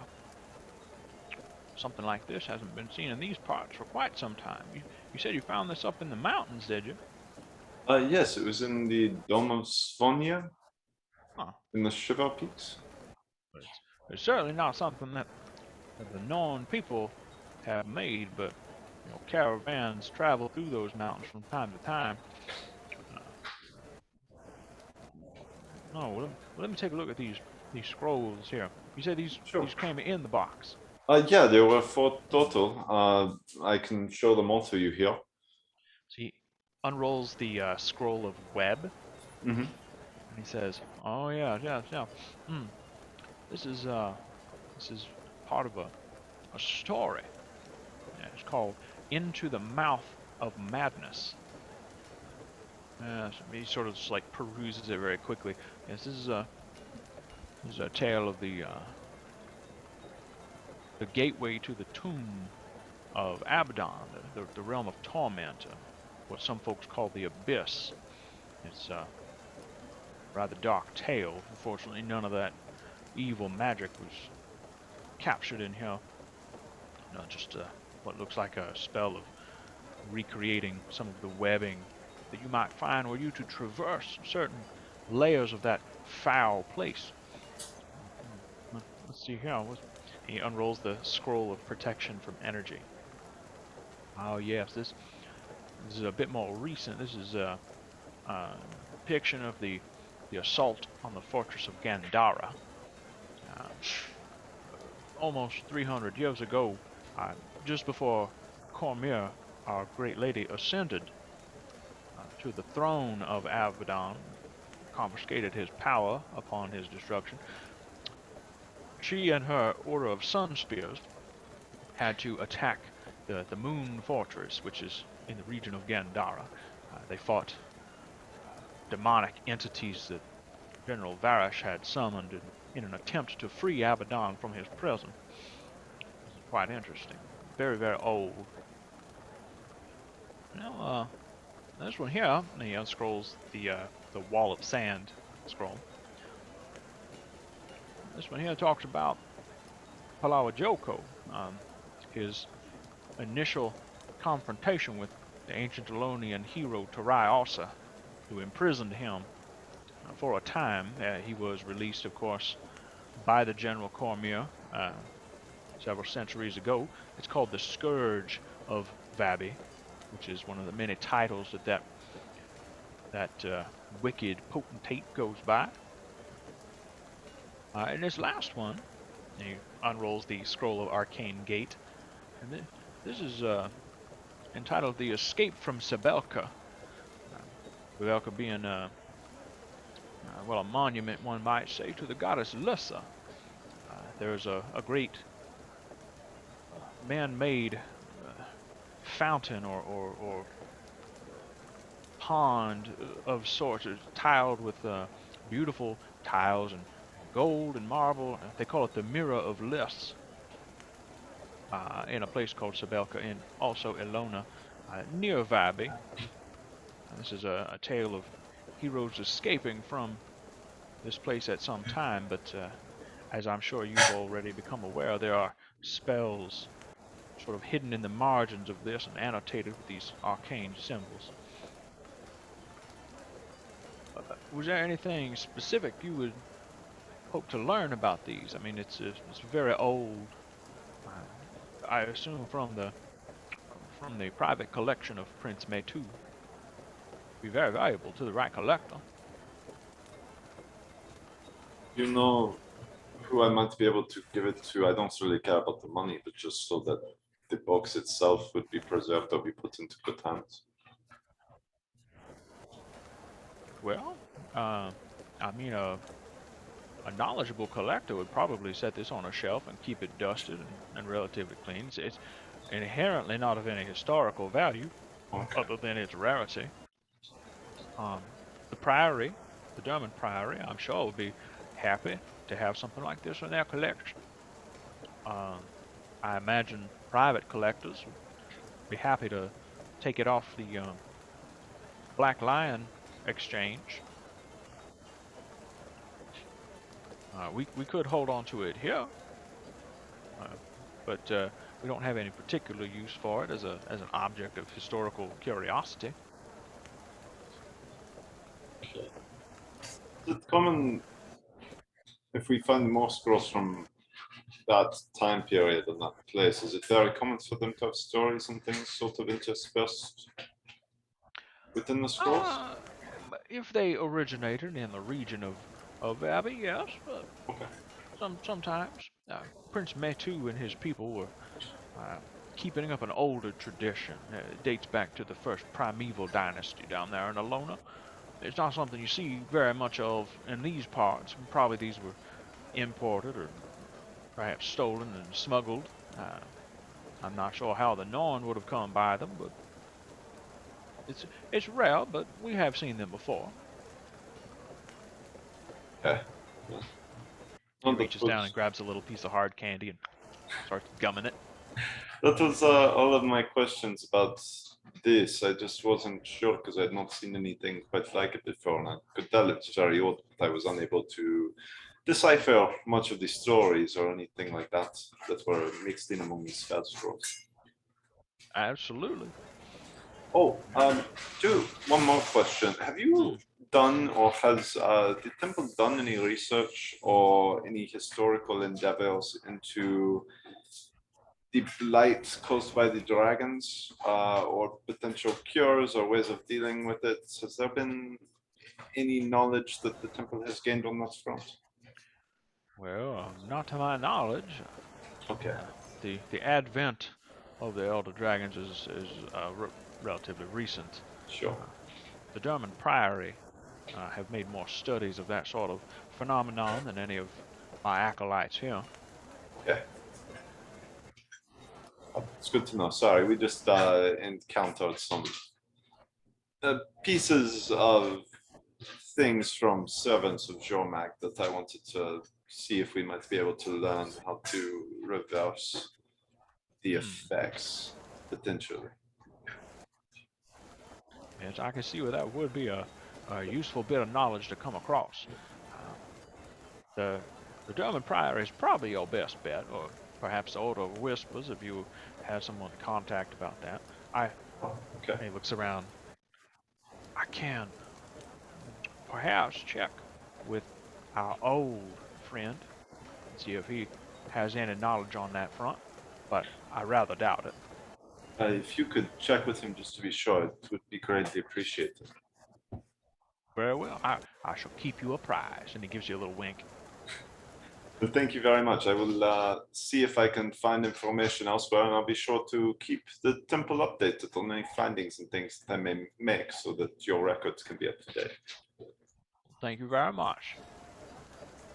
Much appreciated.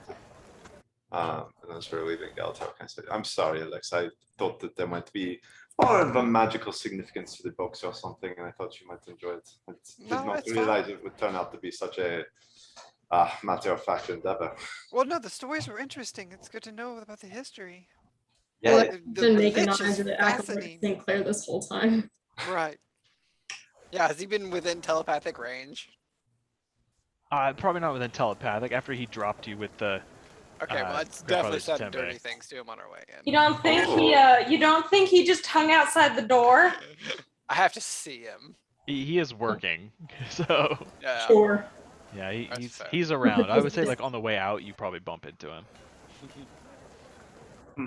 I wonder if perhaps one day we could investigate the library of Prince Matu. Might be fun to kill a Lich King.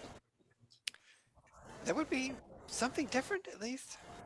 Yeah, I mean, I think it's always nice to branch out, have other goals. Would be a good reason to go sailing. I have been thinking more and more recently about maybe we should do something to help out with Claw Island.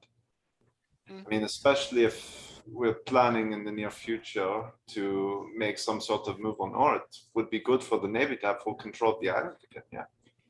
It would be good experience just for us, especially if we're going to be on the water.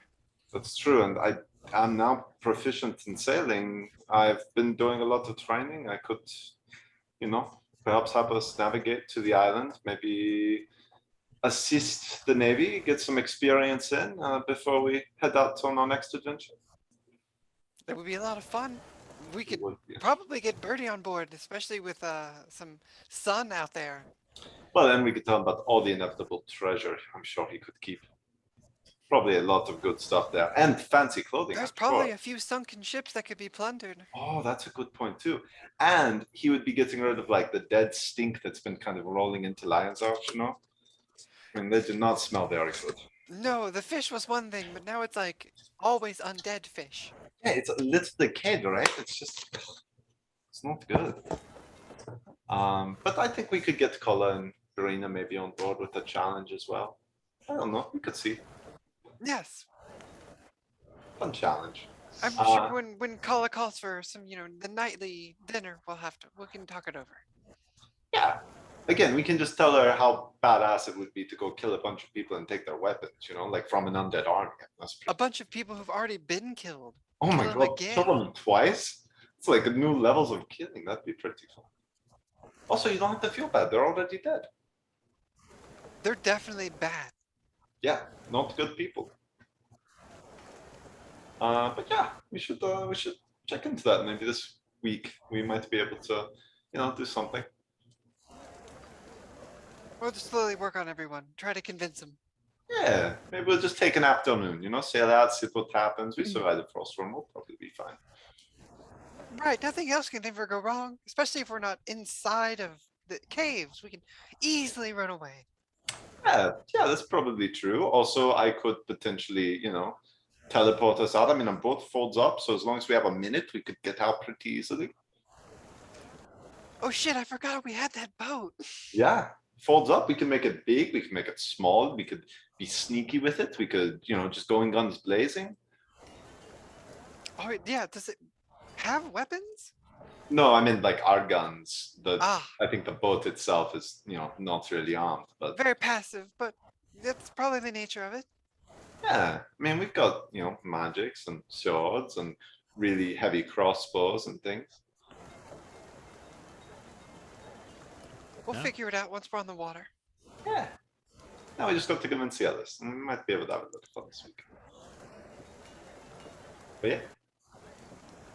Guess that concludes I that. was writing a note for a future adventure. I kind of wish I'd been paying more attention to that. It sounds dangerously interesting. We like So, putting ourselves in dangerous situations. so, I guess let's start with Galatar. So, for your downtime in this week, Yeah, so I will start with the next thing that goes along with what Zatambe was talking about. I would like to message Willow probably the next morning and say, hello, Willow, this is Galatar. I wanted to talk to you about some things I found regarding the dragons. Do you have a moment to meet this afternoon?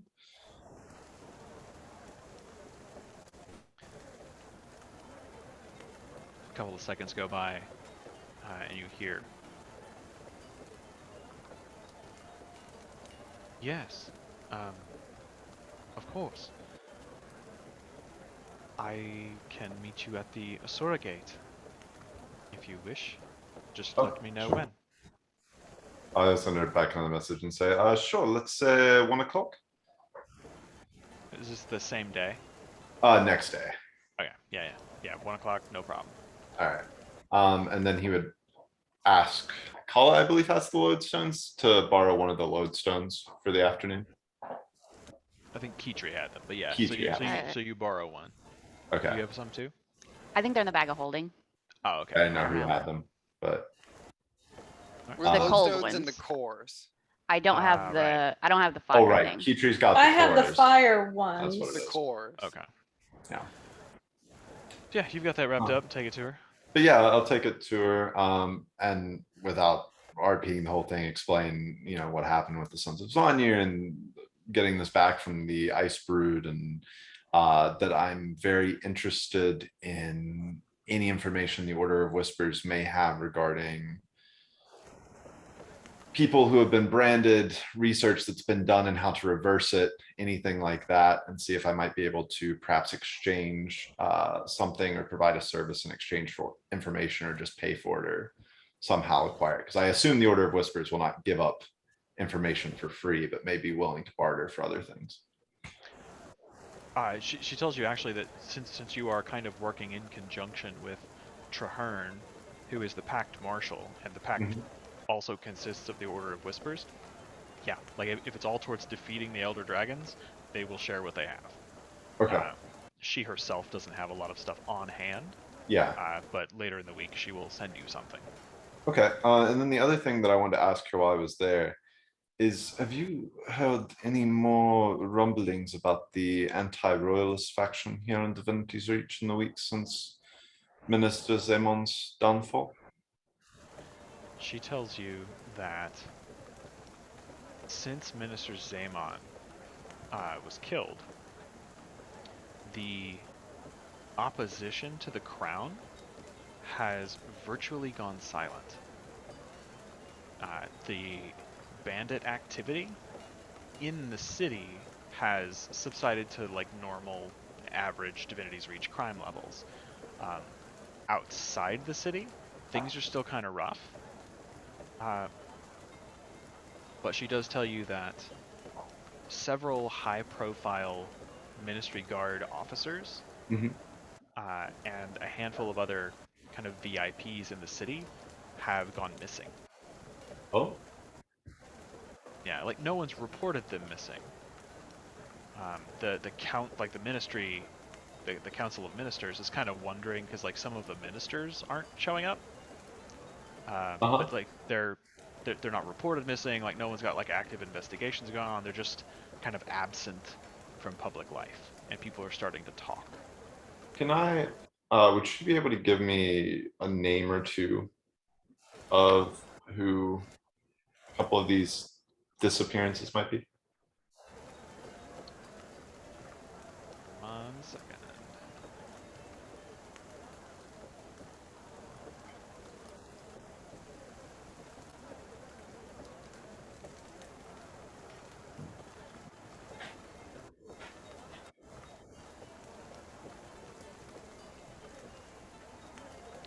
She gives you a couple of names of sort of high-profile merchants. I don't have it specifically written down, but it's no one you've heard of. They're kind of public figures, but sort of like in their own districts. That like people who controlled the like the silk trade, or there's a specific type of textile that's produced by the folks in the Salma district, and like there was this particular merchant that did a pretty brisk trade in that quarter that has also just sort of stopped appearing publicly, and attempts to contact them have failed. People are wondering, but it's not like anyone's gone to the police about it. Okay. She tells you that Minister Shin, which is Uh-huh. Xin, Xin, Shin has disappeared from the Canthan quarter. He's just sort of the minister who was in charge of the Canthan area. Okay.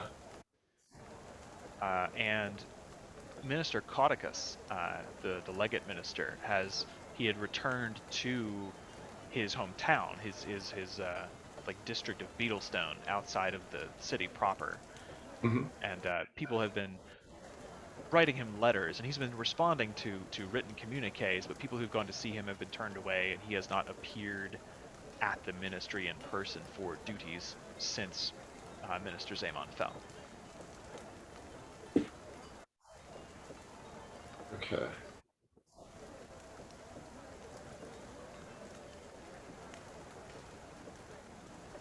Well, thank you very much for that. That's very valuable information. I'll be sure to keep you apprised of anything I find out.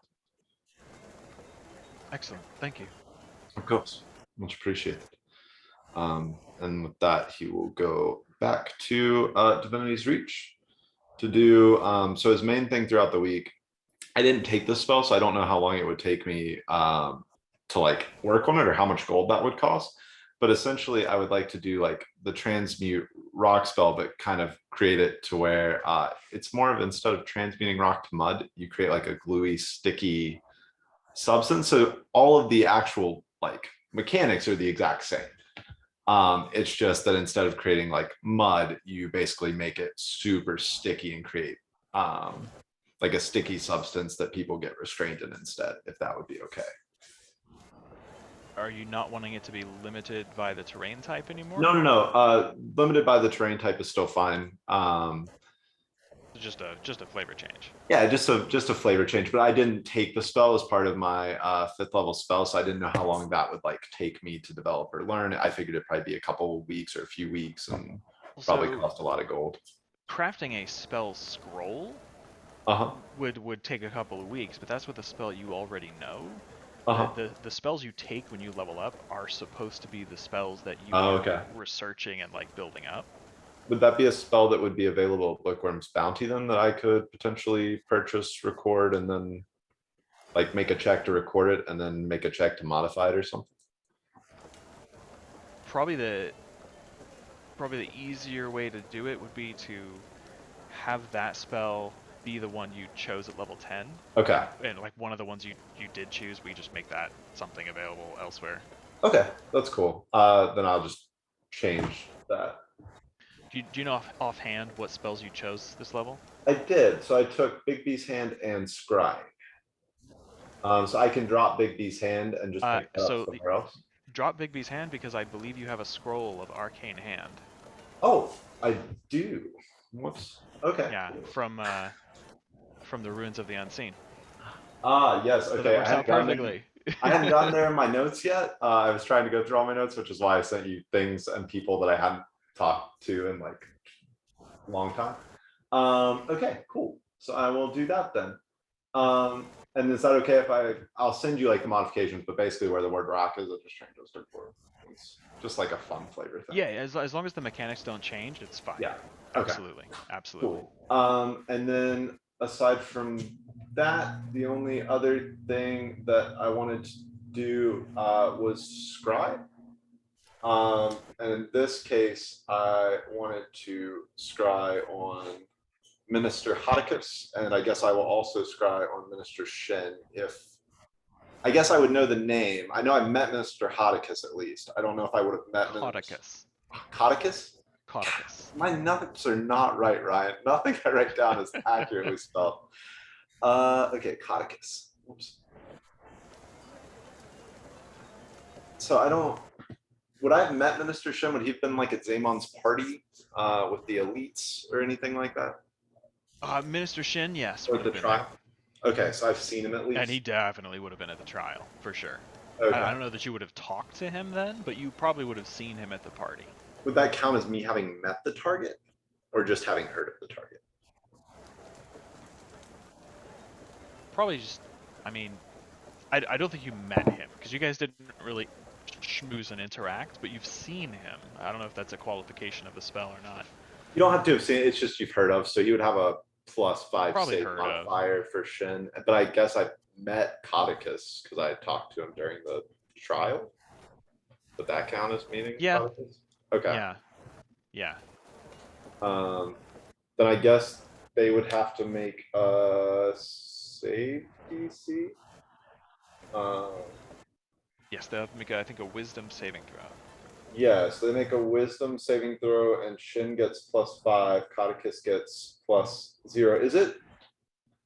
Other question, are there like pictures or likenesses available of the ministers? Do they have like portraits or other things that are Not readily accessible. Yeah, there are people like selling like Minister Codicus action figures in the market or anything. Like I little mean, busts. they're Captain Thackeray, Minister Codicus. Yeah, I got a Logan Thackeray action figure. Come It's on. because Logan Thackeray's the fucking bomb. That is, Hey, People Minister want to be Codicus Logan Thackeray. might be super cool. Guy's the legate minister, you know? You're Do asking you if, guys like, do you guys are- sell any Nancy Pelosi more like, do you guys have any busts of Mitch McConnell that I could buy? Like, Oh. no, I no. guarantee you No, there's a sir. site that sells busts of Mitch McConnell. rooms. How about DeSantis? Can I get some DeSantis? Ugh. dolls? And I guarantee you can buy toilet paper with Mitch McConnell's face on it. So, you know, that could work too. What's your save DC? It is 17, I believe. Let me double check. Yeah, 17. Okay. So you cast the first spell, and you try to locate Minister Shin. Mhm. Put your energy out there, quiet your mind. You go searching, and it's just it's like sifting your hands through cold fog, and you just don't find anything. Hmm. You Okay. cast your spell to try to locate Codicus Beetlestone. Codicus the Wise, legate minister of Divinity's Reach. You picture him sitting up on the high pedestal overlooking your trial by combat.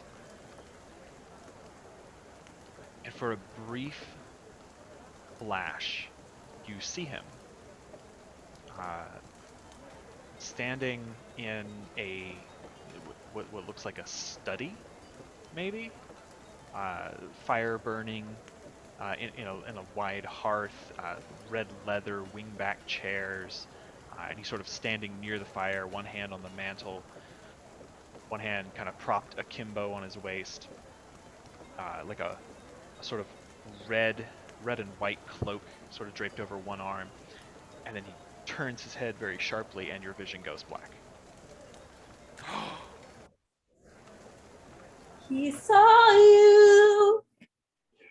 You did not make an insight check. Oh, hell yeah. I don't want How insightful is Galatar? -1 insightful. Damn, bro. Will we, Come on, see what we get wizard. here? The wrong thing. Maybe I have to click again. There we go. Did it do it? No, let me try it again. Because I It's okay if it didn't. You just tell me what you rolled. it doesn't. It hasn't show rolled on- on D&D Beyond yet. Come on, will you roll for me? Maybe not. Maybe we won't. Hold on. Let me turn on my. Hold on. Okay, use the ND Beyond place. That way it'll roll one here. I rolled a 15 -1 for a 14. 14. Okay. You catch that he looked like apprehensive, almost like he'd heard a strange sound and was very suddenly like it caught his attention, but you didn't see in his face any sort of recognition or direct acknowledgement of you. Okay. So he didn't look, he seemed to look somewhere else, and then all of a sudden the spell just faded. Hey, he kind of looked in your direction. It just like he Okay. didn't like lock eyes with you or anything. Okay. I think that was everything that Galantar had for his downtime, so he would have spent the rest of the week trying to convince other people to go have fun at Fall Island. Okay. Let's see. Let me go. Keytree. Yes. You spend most of your week, during the days anyway, doing your last week of woodworking training with Tally. Oh, right. Yeah. They tell you that you've been a very able apprentice. You took to this very quickly. I'm so proud of the progress you've made. I think this week we'll delve into something a little more exotic. In order to become a master craftsman, you will need to continue to practice and hone your art. But this week, we'll go over something interesting. I'm going to teach you how to shape the wood and how to bind it in such a way that it can potentially withstand a process of enchanting. Something that could hold that sort of energy. Part of it is the selection of the proper materials, part of it is the way in which you connect the pieces one to the other, the harmony of the whole. But I think you'll enjoy it. Woo. Yeah, I believe at the end of the week, this is I think 25 gold expenditure for the lesson. I believe so. Believe Do then I get to mark do I get to mark myself as proficient with Proficient with wood carving tools. ooh. Yeah. Look at that. And at the end of the week, you have a keg barrel of superior quality. But I have had to have paid any extra for like other material, like since I'm making something a bit bigger and like I want to enchant it, would have like expenses been like a little more, since I imagine prior to this we weren't working with like wood that I Super was fine depending on. materials. Yeah. I will say no Okay. for the practical side of this, because as you spend these days with Tally, you naturally kind of fall into the rhythms of conversation, as two well-acquainted Sylvari are wont to do. And you said you wanted to talk to them. Yes. Tally,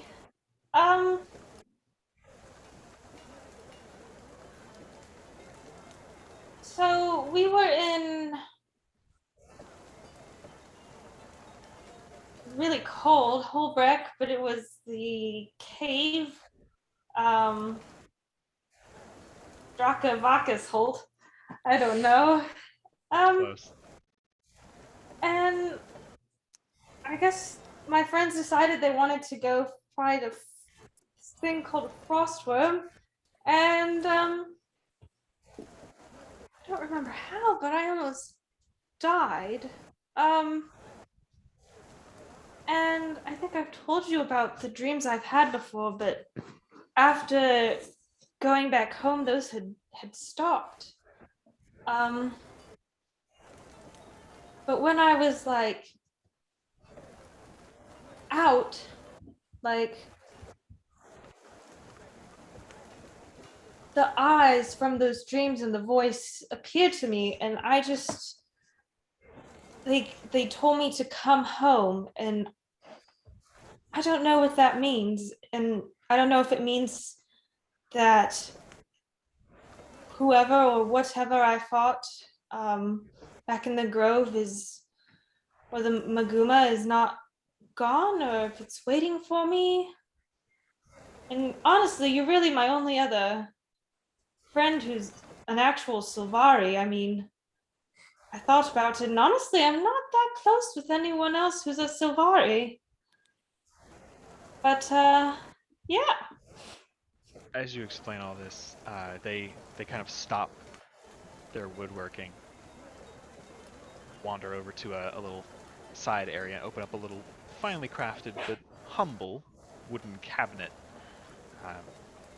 Pull out a couple of glasses, and start pouring a little bit of brown liquor. Woo! Oh, day drink. Holds one out to you. Some whiskey. Oh, thank you. I need it. And they Oh, it's take a quick sip. oh, it's a little. It burns. Yes, You one like of this? my. Like is a strong word. Okay. Need, I think, for topics such as this. This is something a Char patron gave me as a form of payment.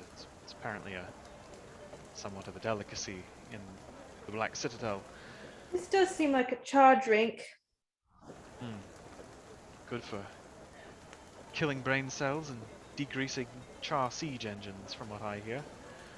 Oh. But it gets the job done. And it Oh. pours another 2 fingers of it in the glass.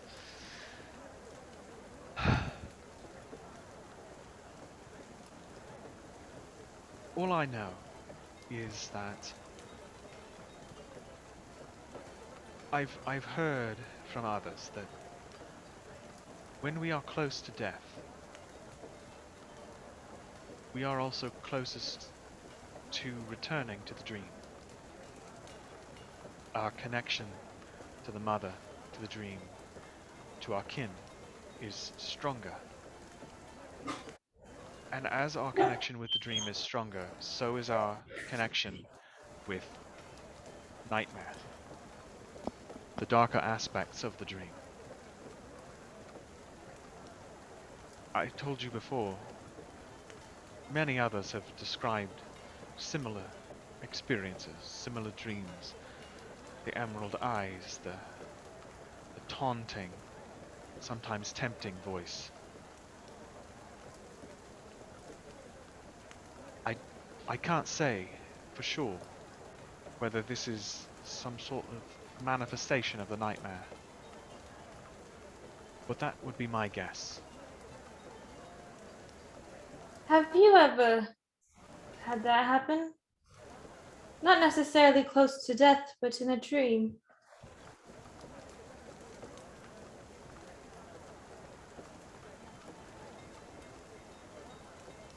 I have. Sometimes, if I'm too deep in my cups, or if I'm particularly exhausted, those times when I sleep the deepest, I see the eyes. Sometimes along with other things.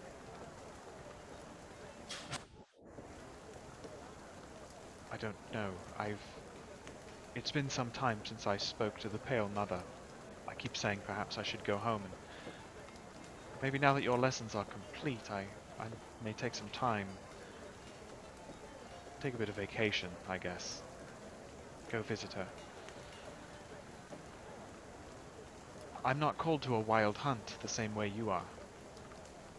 I've never been a valiant, but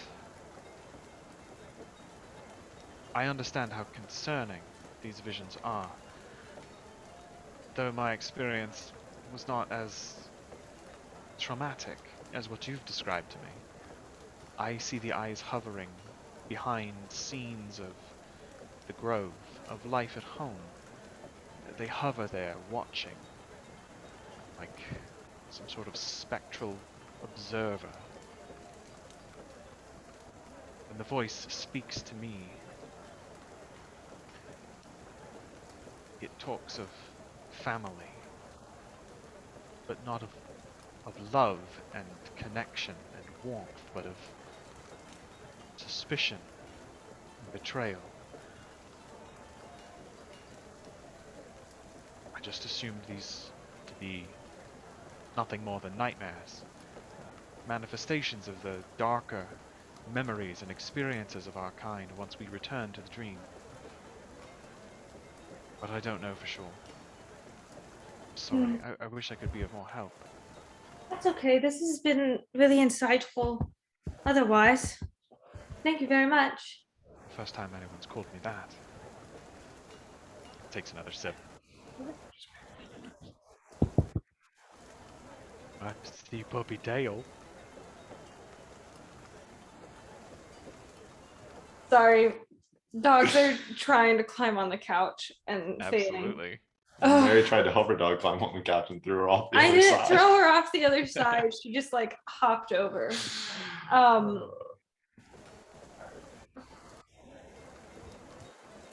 Yeah, that's kind of gonna be. Kitri will try to get the whiskey down So as much as she can. And, Chug it, chug it. It yeah, burns. It's strong. unless Tally has anything else, it's kind of where she's gonna leave it. Yeah, they just kind of trail off and finish their glass. so you made a barrel. Yes. What do you do with it? I'm not telling you guys. You players know I have a barrel. None of you guys know I have. No, what a I'm saying is like, do you bring a barrel back to I like the mean, tavern or something? Or right? barrel. If you don't bring it home, we don't know about it. Yeah, I guess I would like roll it home and maybe put it in the back room of the tavern for like safekeeping, since I know like Bathroom. Yeah. no the back room, back room. Back back room. room. like with the Yeah. storage room. Yeah. I'm just waiting for the headline that says 3 people killed in Lion's Arch by a Solvari rolling a barrel down a hill. I mean, you wouldn't be like secretive about it though. I mean, like you just bring it back. Yeah. Tim's gonna tap that I'll barrel. say Tap Birdie like that. kind of sees this coming through, and he's probably got some snacks or something. Did you make that? Yeah, I just finished it. Birdie kind of goes up to it, kind of gives it a knock on the side. It's good construction, well made. Should be. I just finished my training with Tally. Great. Yeah, well done. Just turns away, walks. Just kind Yeah, of Birdie, keeps rolling it to the storage area. Yeah, Tim Gonna keep it there for a standing bit. behind the bar and absolutely like makes way. He's like, oh, sure, yeah, we can put that in the back room, no problem. It, not got anything in it. No, not yet. Fair enough. Tim, Your bar. Tim, have you ever been to jail? No? Well, there was like it's confusing because a lot of other people have the same name. I don't know if that means you share any kind of like. Well, I mean, Tim's Connections? pretty common. I also, for a bit there, had thought you were someone else completely. Oh, yeah? Pardon. It's alright. Some people say all Silvari kind of look alike, but Oh, I don't think so. all right. I mean, like, you're pretty and pink, and other people are green. And Honestly, and- choose to look however we want. If I wanted to Yeah, it's- start slowly turning blue, I guess I could. honestly, it's kind of neat, really. I envy you a bit. Hey, I want to takes change. a I've got to while. shave. I've got to cut my hair, take a bath. You look great, Tim. Honestly, you look really good yourself. You can do whatever you want with your hair. Thank you. Keep growing it out, just never cut it. Oh, maybe. No one can tell you what to do, Tim. Not anymore. Not since that bitch left. Huh. Work through the anger. I'm my own man now. I was gonna say Tim's been back out there after the divorce, but maybe Oh, he Maybe I will grow it out. You know, she always hated long hair. Maybe it's time I grew it out. I'd show her. Does he work in the kitchen? Does he need a hairnet? Look, He's like, You yeah, do he's your you, bar Tim. back. So Oh, You do great. He's you. leaving hair everywhere. not yet, but he's he's a soon. tied will. back. Tim's like, Jesus, Cassandra, I miss you every day. You took the kids and I've been the same since. I will say, as you guys come home after getting your sauna the first night, Tim is happy to see you all, and it's eager to hear about your adventures in the Shiver Peaks, what all happened, and there's like a small crowd of regulars that Oh, kind of pulls around the neighborhood crew, Uh-huh. We Ember forgot and to tell the Avia skulls. and Fallon from Melander's Grace. Oh, Kitri's gonna, since she got the +1 shield from Kala, she's gonna find a spot in the bar, like hang her like now unused shield on the wall. Sure. Yeah. How Plenty much of room on wall the space walls. do we have? Yeah, I added That's kind of it. frostworm tooth. Put that up on the wall. Yeah. Recount our stories. fucking love our Hooters bar. Paula gave me this shield after we got God. nearly died. Yeah, also at the end, Yeah. I was just gonna say at the end of that first night, we have a little party in Tim's there, and I imagine Galatar kind of helps him clean up the kitchen afterwards since he does a lot of cooking. He'd slip him 50 gold from the party's fund and be like, we've been talking, Tim. We think you are an invaluable member of this team. This tavern could not run without you. Bertie has said you are the best barback he has ever met, and he has performed in many a bar. So we really value you here. No word of a lie. Well, thank you. This is an astounding amount lie. of money. This is like a year's wages. Yeah, no, Or we several months have been. anyhow. We've been making a lot of coin on our adventures, and we're able to do that because we know you're here holding down the fort for us. We appreciate you so much. He says, yeah, you know, I always wanted to see the mountains, but I never really had a chance to spend time there. You do, don't you? You make pretty good money being adventurous, yeah? Oh. It's not for everyone. We've also seen several friends die. Well, no, bloody Oh, hell. not I mean, to me, I've seen not the to size of you. that tooth. I'm not looking for it myself, but you know, like I could travel around and take care of, you know, wolf pecks and I don't know.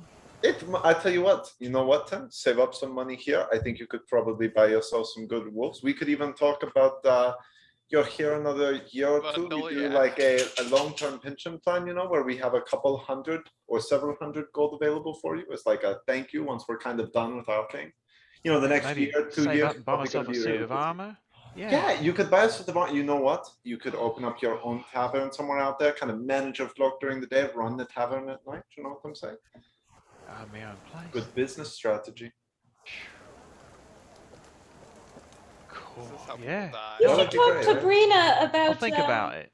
about Yeah. life in the do. mountains before you make any decisions. Oh, I'd love to. And he spends part of that night as you guys are celebrating, just talking about different environments, like where you all are from, and especially the mountains. He's got like this weird thing about the mountains, like he's always wanted to go, but he never really had a chance because he's always lived in Lion's Arch. I will spend the rest of the campaign making Tim's dreams come true. The cost of everything. I tried to get Tally to go to the Grove, and I even gave him the money to do it, and they didn't go. Yeah, It's only been like a week, and they do run a business. I really feel like it hasn't. I feel like it's been longer than that, Ryan.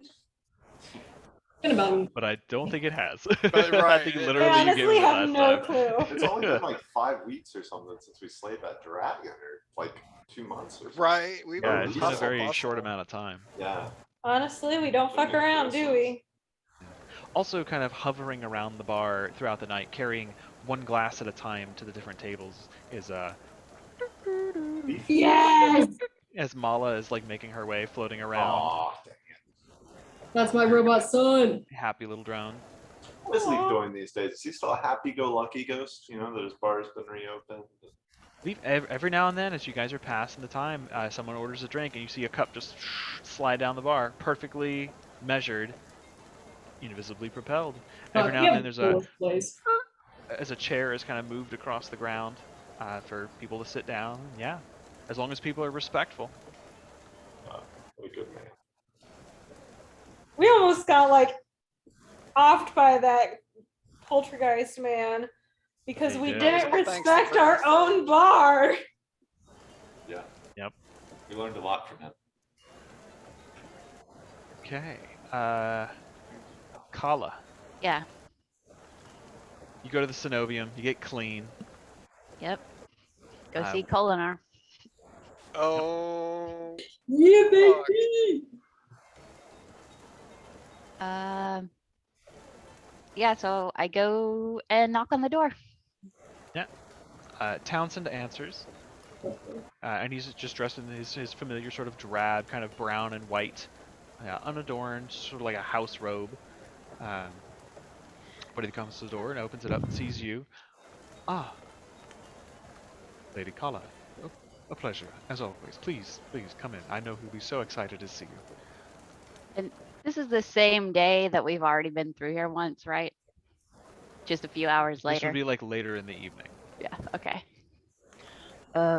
Yeah, I'm really sorry about everybody coming through here, making a mess and being weird It's all right. and asking about your belly button, I think it's called. That was weird. Sorry. I'm sorry, what? Oh, you didn't hear that? Never mind then. It's I cool. don't know that I caught that. Yeah. Was someone concerned? That you might not have one? I don't know. Ah, I don't really well, know what they're for, so I just thought it Ah. was weird they asked. Well, I assure anyone who is concerned about my physicality that I am an exact duplicate of Kolinar Townsend, with the exception that I unwisely perhaps burned through what spells I could still cast. Hmm. Uh, we have discovered that I do not regenerate the connection with the arcane as my host is wont to do. Maybe you could get some magic items or something. Oh, absolutely. That is certainly something we will be working on in the future. If you'll follow me, I can take you upstairs. He's currently in his workshop, but Okay. I'm sure he wouldn't mind you dropping in. Thanks. Yeah, I'll follow him.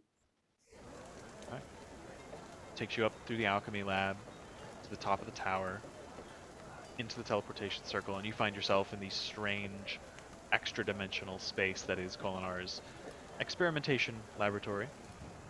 And you can see him kind of hunched over a long table full of bits and baubles and scrolls and books, and just it's sort of cluttered. Doesn't look very neat, but you can see him sort of gesturing with his hands, and every now and then there's a flicker of arcane energy. And as you approach, Townsend just says, "Kolinar, you have a visitor." Kolinar kind of stops and turns and looks at you, and like you can see like there are kind of bags under his eyes. I guess he's been sleeping much. It's like, haha, Kala.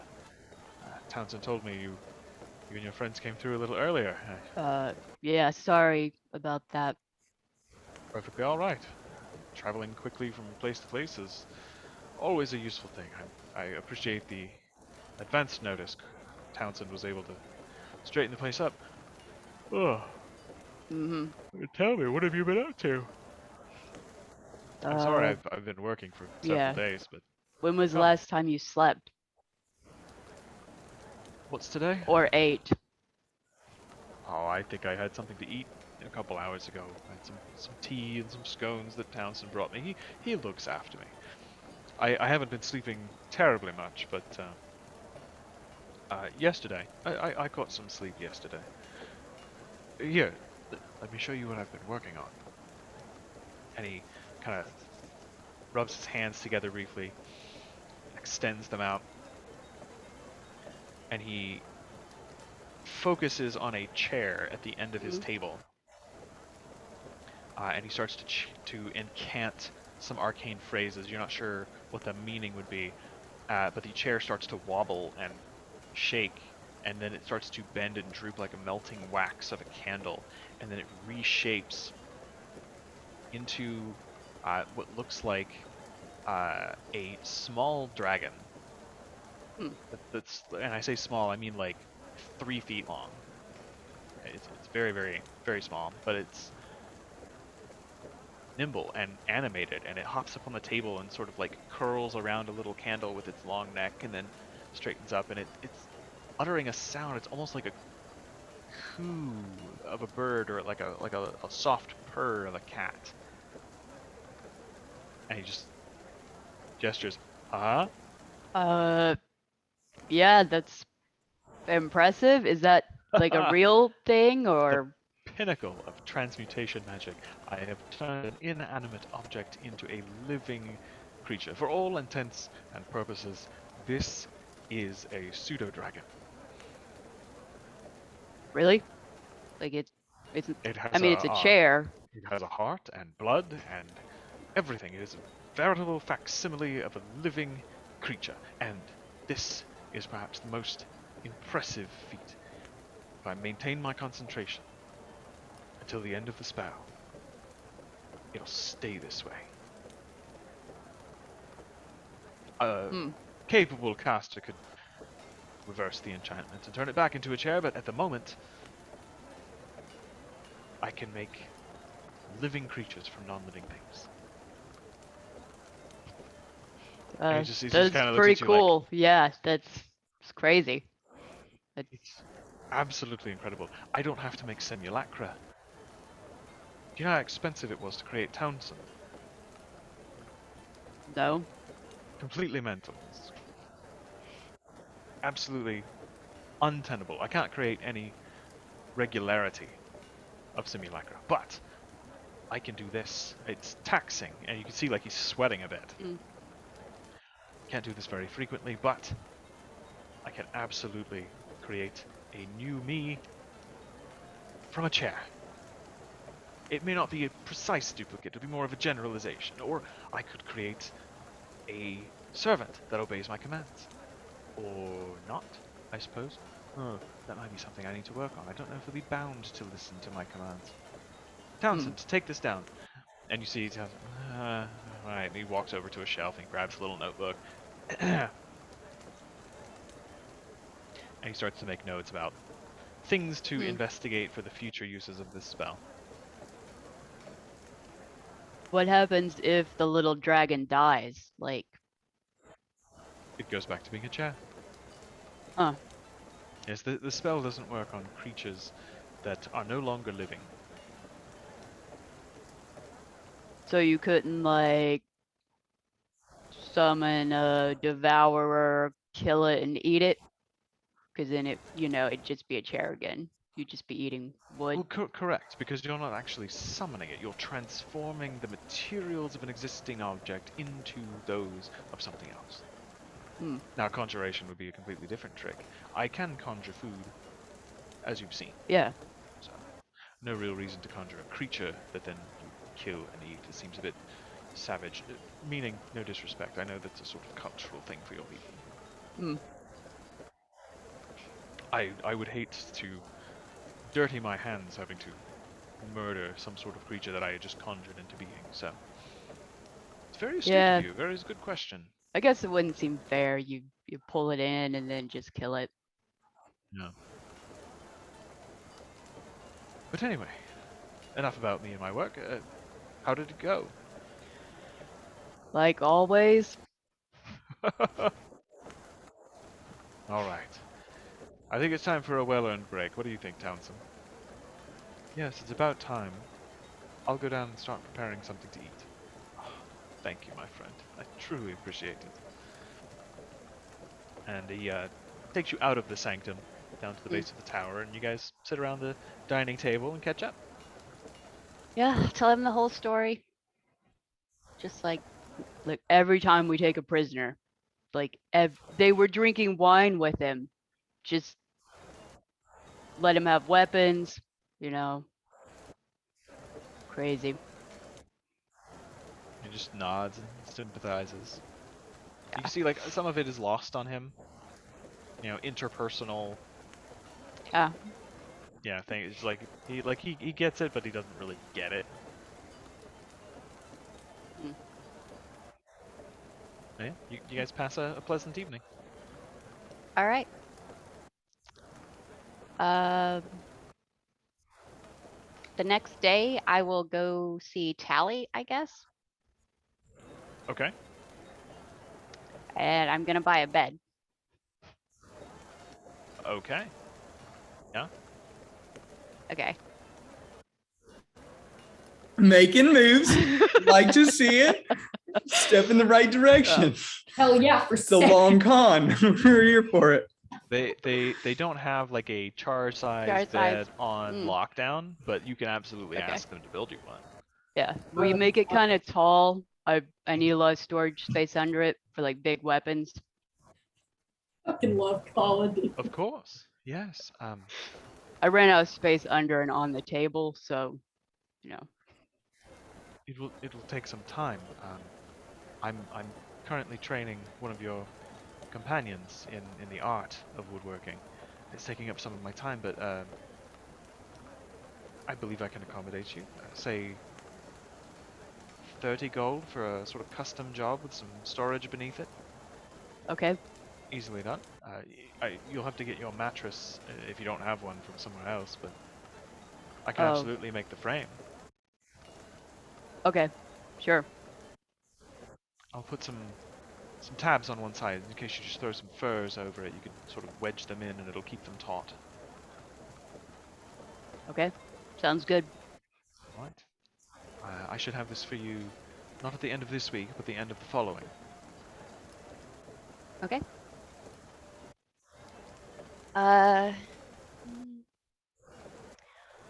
I'm also going to talk to Avi and Ember. Okay. Yeah, they're there the first night at your block party, and you want to talk to them about making you some Potion holsters. Yeah. like a leather bandolier, like chest bandolier, or like belt pouches, or like the interior arm gun holster. Yeah, I think like a gun holster. Yeah, so you can keep your potion like under your arm, protected, so it doesn't break, but it's always there at your side. Yeah, they can do that. And then I want to know if they can make daggers out of the frostworm teeth. Yeah, they can. It'll be kind of crude looking. Yeah. But they can add like a wooden handle and affix it properly, and yeah, easily done. Just like a gold each for the daggers. Okay. And probably 5 gold for the potion holster. Okay. And they'll make it with some sturdy but adjustable leather straps, so it can fit a variety of like chest sizes, and you can kind of like flex your arms I would and have move to them a little bit. order different sizes for them. Oh boy. How many are you getting? 6. Okay. One for everybody. Okay. Very different sizes. Yep. Okay. As Definitely. one of them And gonna have those color will be or flair done to by the it. end of the week. All the same design. Birdie's gonna bedazzle. Let's not joke. Oh, also can't wait. getting a healer's kit. Oh. In town, easy enough to find one.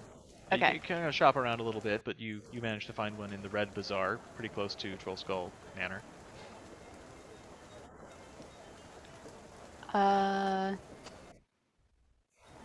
Oh yeah, and then I go looking for a rare book. Okay. So Helga at Bookworm's Bounty has a collection of rare books. Absolutely. Okay, I just ask her for something that's like an adventure story or whatever she thinks is an odd, rare thing. She says, well, I have a great number of rare tomes here, rare storybooks that have been published by a variety of people from across Tyria. Perhaps, and she turns,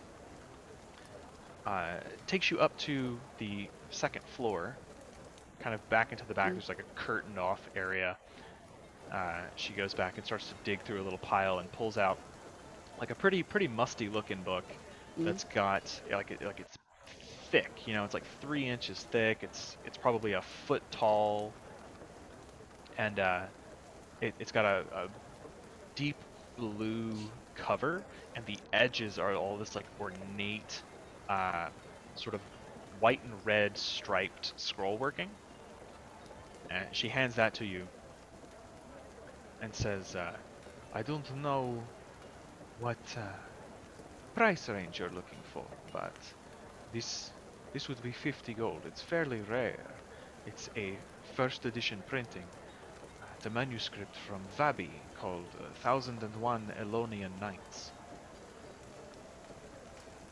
It's a collection of various folklore from that region of the world. Yeah, this seems good. Sure. Very well. You have now your book. Okay. And oh yeah, I would ask everyone else if they plan to go talk to Melody Marshgrass about potions, like healing potions. I would assume, that I would be getting my potions from Oh yeah. Fallon. Fallon. Your regular healing potion? I thought I got I only get one. That was the regular deal you'd set up with her. Yeah. To have one ready. Then I was just getting one from Fallon. Okay. Why were you going to go to Melody's? Because we need healing potions. I think we used a bunch. I can make some calls, see if there's any to be located. Oh, hell yeah. Okay, Uh, you're probably better at that. Yeah, don't worry about it. I'll handle it. Yeah, Birdie, actually, mind if I join you on that call? Yeah, you're welcome to, Alexa. Okay, so I just write a quick note and stick it in the book and just leave it like by Galatar's door. It just says thanks for pulling me out of the worm, Kala, in terrible handwriting. So sweet. Okay. That's so good. Thank you. All right. Let me go down to my mechanics.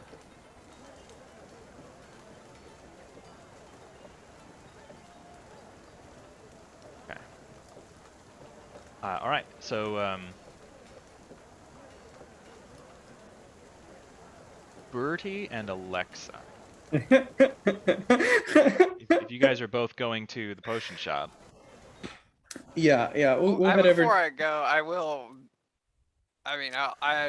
get out my plans and divvy them up a little bit so that I'm only taking the part of the inside. Okay. All right. So Alexa spent some time in her room shuffling papers and then comes out to find you. You hear the and- safe open. No. Okay. You guys make your way down to the dock ward, to the nondescript block where you know Tacita Softpaw runs a little hostel, and Melody Marshgrass runs her potion shop. Mm-hmm. Yeah, we'll stop in at Melody's first. Okay. Yeah. You walk through the door, and she's currently sort of spritzing some of the hanging ferns by one of the windows. She turns to you with a sort of neutral look, and then she sees you two and goes, "Oh gods." Hi, Melody. Fucking hates us. Hello. We didn't do Good to anything. see you again. How have you been? Pray tell, how may I be of service to you today? Well, I'm glad you asked. We are in the market for some healing potions. I'm sure you or associates have any number in stock. I have a few, yes. And she reaches down behind the desk that she's, her counter rather, pulls up a small box and opens the lid, pulls out 2 larger vials and 2 smaller vials. I have 2 basic potions that will allow you to recover quickly, and I have 2 slightly more potent ones. The larger are 250 gold each, the smaller 50. Let's see. 250 gold each. Can we retcon this to say I stopped at the bank first? That's fine, yeah. Well, I mean, how much for the lot of them? I mean, we'll Yeah, I mean, is there a frequent flyer rate? 600 gold would be the total. Now hold on. Let me. That- That's the normal that price. is the That's just- total. Yes. How lovely. They Now- told you your figures. Melody, let's not I'd get always heard the nasty. Asuran people were clever. Now, Melody, we do a lot of business. You know, in No, this you block, don't. we do a lot of business in this block. And No, you don't. Melody, I would hate to have to escalate this. Wait, we go full Karen. Are you attempting to make some sort of check? No, I just want to see how she reacts. She raises an eyebrow.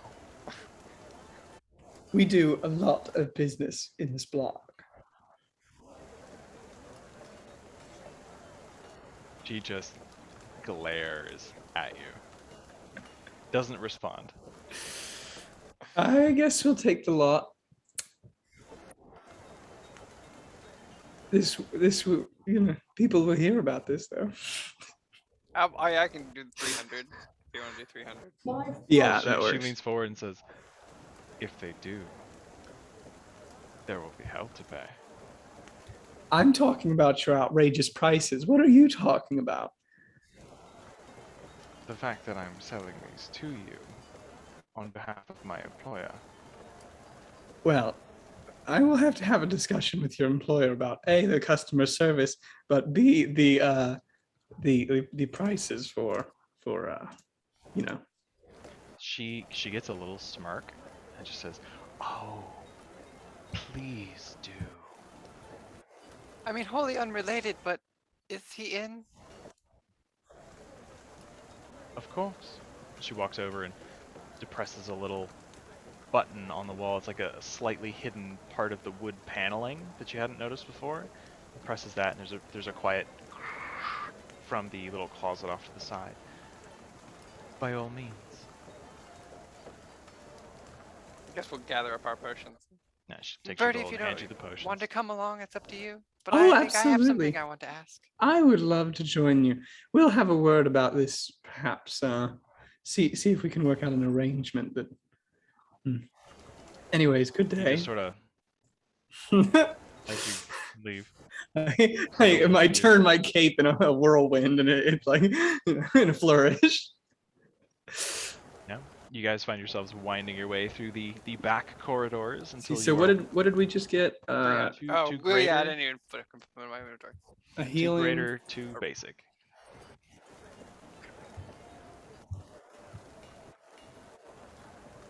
I'm gonna take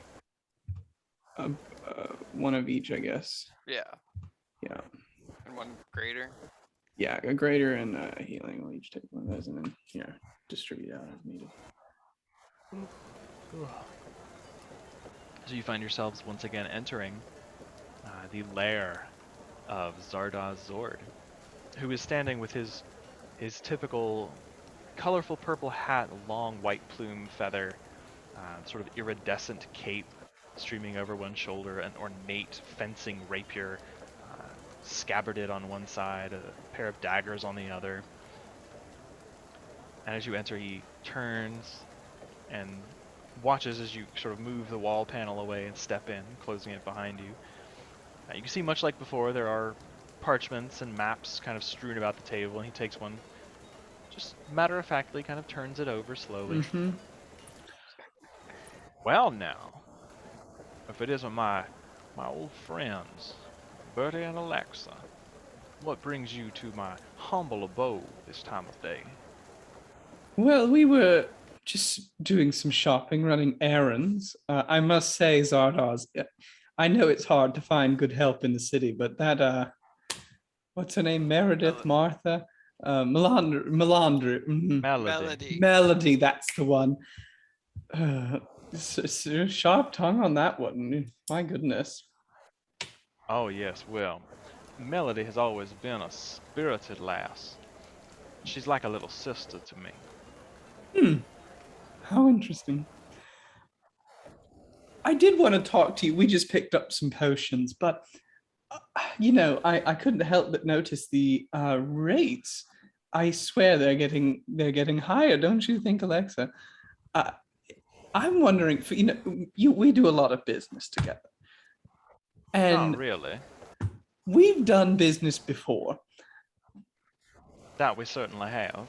I'm wondering if we can't work out some sort of arrangement for Business it. for which you were very well compensated, if my memory serves. Indeed. And I return. I think I'm picking up something from this other shop.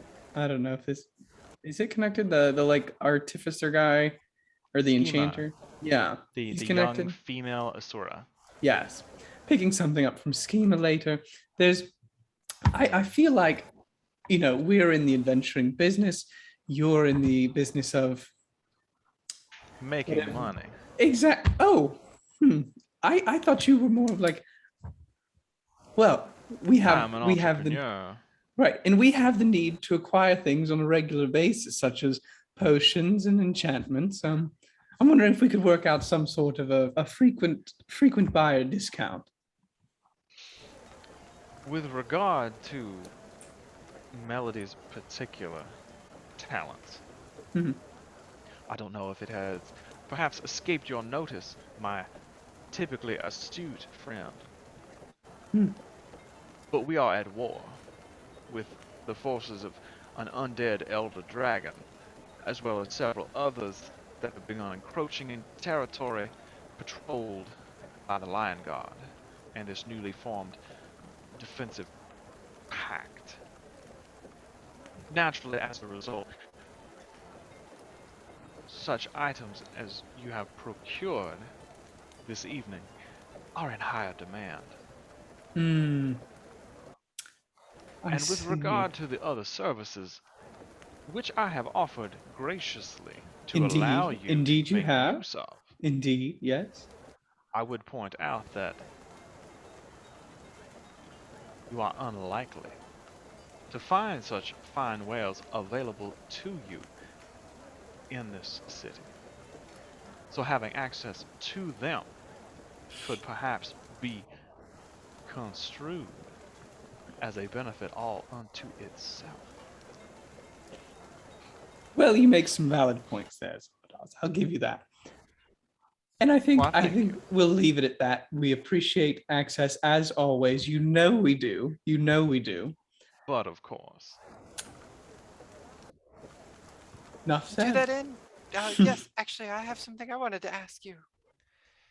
fire away, my dear. Always a pleasure. Do you know of some very skilled Assuran engineers that might be able to build some components for me? That could also be very quiet. Very Well, quiet. discretion is my speciality. I know perhaps one of the finest Asoran engineers I have ever had the pleasure of working with right here in this very establishment. I believe your friend has already requested Schema, yes. Okay, yes, okay. some of her work. You can find her just through here. And he motions to a little sliding door that you've seen through before. It leads into what looks like kind of a bookstore type place. It's a sort of like an oddities shop.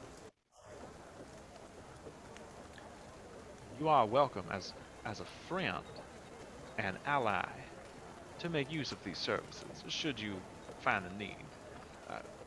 What Miss Schema is capable of providing to you, well, that is entirely hers to say.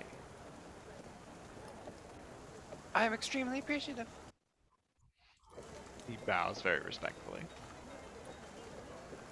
Oh, and well, Mr. Zord, as always, if you are ever in need of services, I just had these printed up. I'm not sure if I've had the chance to give you one, but we have new business cards. Our little group. We and you can see on the back some of our achievements. Not the most recent of which was dealing with some Elder Dragon.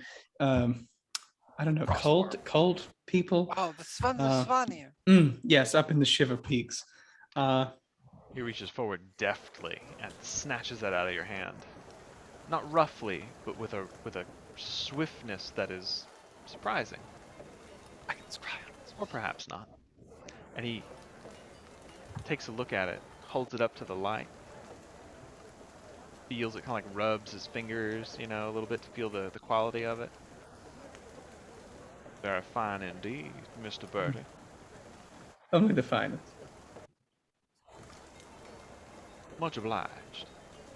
And he tucks it into a little pocket of his otherwise open vest, or like his linen shirt's kind of like halfway unlaced. He just sort of like slips it in.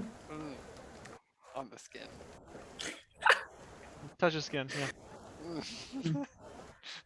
Well, is that do you have anything else, Alexa? No, that's all. I guess I'll go see Schema. Yeah, I'll head that way as well. Oh, Mr. Sword, I almost forgot. And I reached into one of my pockets. We came across this. in some of our many travels. And I looked at it and I thought, it doesn't do my skin tone justice, but this is a fine piece. And I hand him a silver ring with a pearl, that some piece of loot, quite pricey, but a token of our appreciation. Do you have what it was worth? 250 gold. He holds out his hand. Did you not buy a sword? Bitch, he's important. bemused- I'm trying to impress people. Yeah, this sort of bemused expression, and he takes it from you and just kind of turns it over in his fingers for a moment. Wow, Bertie, this is uncommonly kind of you. Thank you. I'm nothing if not generous. What can I say? Indeed.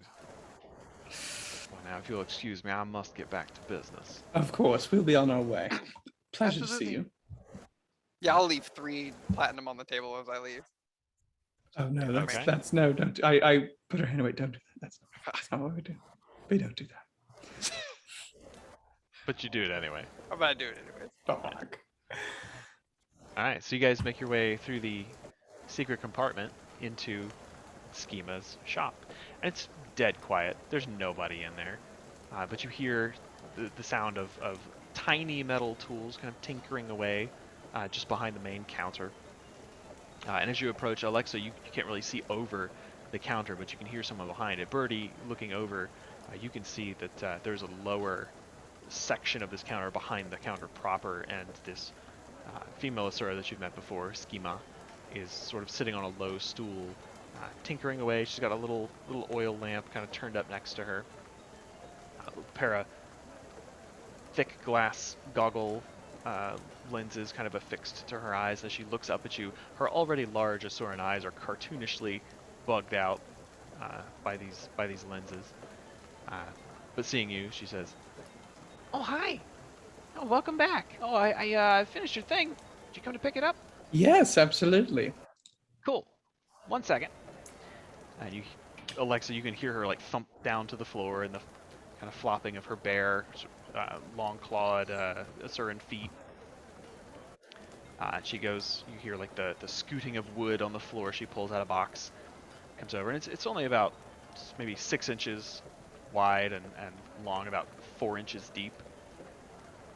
She hops up onto her stool, and then she hits a button, and you hear as the stool starts to like rise up a little bit until she is at seated level with the counter and you, and she puts it down, and then she sees Alexa as she's putting this Gotta on the wave counter. at that point. Oh, hi! I'm Hello. Schema. I'm Alexa. Nice to meet you. Nice to meet you. You from Bratasum? Yes. But the outskirts of a little bit, but yes. Excellent, excellent. What college? Oh god, I forget at the moment. I think Centered. No, Dynamics. I was supposed to say dynamic. I wanted to say divination, but I was like, that's not the right D word. Dynamics. Dynamics. She says, cool. Yep. Some good crew there. I knew a couple. Synergetics myself. Focus on stuff that's not quite so dangerous. Well, sometimes you gotta have a little fun in life. No, that's very true. It's very true. Anyway, here you are, sir. And she opens the little box. There's a little musical triangle. It's made of a sort of bluish white metal, and it's very finely etched with perfectly etched symmetrical geometric shapes all the way around it. And there's a matching percussion stick with it. Each kind of tied with like a little bit of white ribbon, like silk ribbon. This is perfect. Yep, it was. Well, took some doing, but the I hope you enjoy. proof is in the pudding, though, is it not? oh, absolutely. Here, by all means. You You now have a triangle of silent image.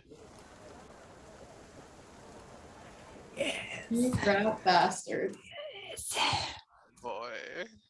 Have too much fun. Perfect. All right, yeah, and I will. It's funny you should say College of Dynamics. They're the ones who actually developed the alloy for this originally. Hmm. Yeah, some of their work was really groundbreaking, but then it tends to be, if you can excuse the casualties from time to time. Sometimes it happens. Indeed. Give it a little tap, and just like glitter just rains down on me. Nope. And I think a God. 15-foot cube. Yeah, just It's like 15 trying foot to cube, touch just it, but it's golden not real. showery glitter. Yeah, Okay, totally okay. illusory. As long as it's not gonna stick. Fantastic, thank you. You're welcome. It takes a little time to kind of recharge Hmm. after you expend so much of the energy, but it's kind of got a perpetual refresh if you give it enough time. So I hope you Awesome. enjoy. Thank you. Alexa, Is you there said anything you else I needed can do for you? something? Yeah. Yes, I need something from our the person behind the curtain, so to speak. I have these plans, and I'll pull them out, and I need some of these intricate pieces fabricated. And as she's looking over them and gets to all the obvious bits, and I see if her face changes or whatever, I will use telepathy and say, just be a little quiet about what's missing. She gives them a once over. She actually like hops up on the counter and lays them out and starts like pacing around them, looking at them at various times. She'll get down like kind of on one knee and smooth the piece out and try to make sense of it. See her nod a couple of times, and as you send her that message, she just kind of turns to you. Interesting. Okay. I think I know where this came from. Shall we say a colleague that was recently retired? Yes, that would be accurate. Rather publicly. Yes. All But right. Yep, that's what I thought. just thought it would be interesting to go ahead and build one. Well, interesting would be one word Can for it. I with my passive insight of 20, can I like pick up that there is like some context here that is being left out? You can absolutely tell that they are trying not to speak openly about something. Okay. Yeah. Hmm. I would also say like you know that they're talking about Quippa. Oh, that's right. Okay. I couldn't remember. I was like, what the hell are they talking about? Yeah. Okay. And Schema just says, well, have you ever constructed one of these before?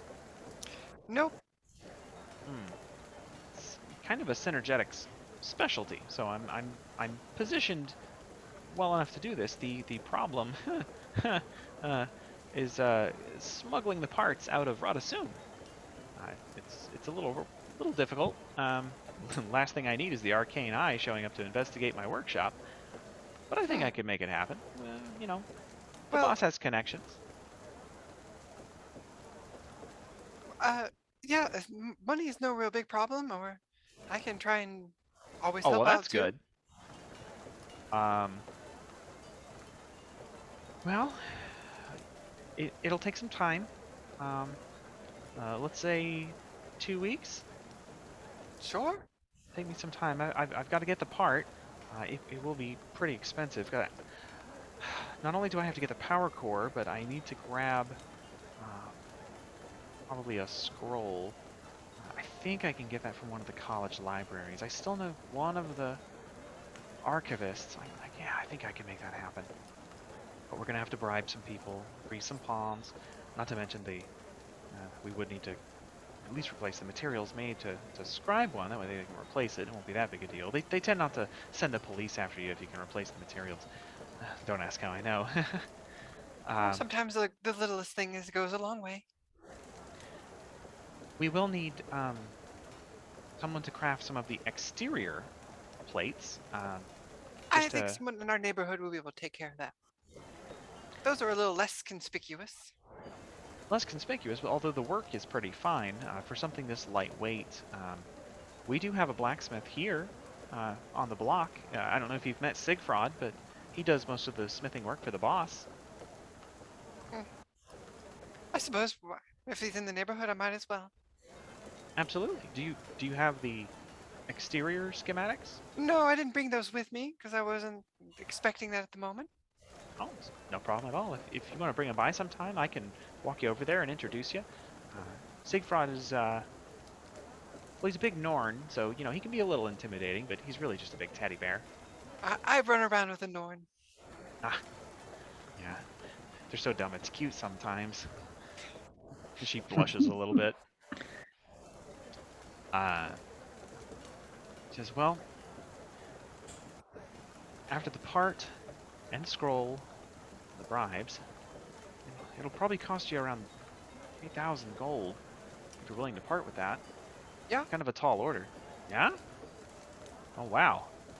Oh, I'm going to tell the boss to do business with you guys more often. I don't know Please run into do. clientele Please with do. such deep Yes. pockets. Please do. Yes. All right, the plates will probably run into you a little bit more, but it won't be this expensive. Just a little extra cost, I think. At that but yeah. point, what's a drop in the bucket? Yeah, just bring him by whenever you get a chance. I'll run you over. Make the right Sure, probably in a introductions. couple days or tomorrow, whenever. Once we get the parts all figured out and crafted, we can have you come in, and you will need to help us do the final assembly. And yeah, and if we muck it up, we can always make small repairs and try again. But I think we could do it. We'll figure it out for sure. We don't have a fully equipped lab, but I think we can make it happen. Yeah. All right. Well, the gold's not due until time of delivery. You guys know the boss, and you're here, then I trust you'll pay. So nothing to worry about. I'll get started. I'll start making some overtures and see what I can get in. Sounds great. Yeah, and I'll be back later with the and we can go to Siegfried. All right. Pleasure doing business with you. She goes and sits back down on her stool, and you hear tick, tick, tick, tick, as it starts to wind down and lower her back Does down she to her. need the plans? Want to keep the plans? Oh, yes. Okay. She kind of takes them down with her. You hear her very delicately rolling them, storing them in a wooden box.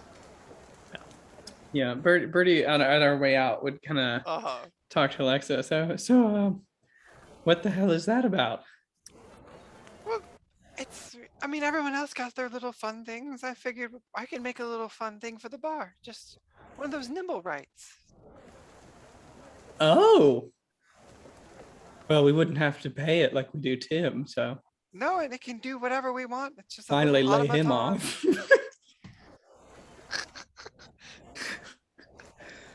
Honestly, one of the worst bartenders I've ever seen. I was sitting at the bar, empty cup for like half hour last night. I don't know what he does with his time. Probably just out back trying to get his shit together. You know, he never knows what he's doing. Doesn't know if he's coming or going. Just a mess. It's so hard to find good help. But that's why we'll make a nimble right for us. Yeah, honestly, let's do it. I'm all in. If you need me to acquire any parts, pieces, anything that needs a little extra grease to get going. I think, but just get it.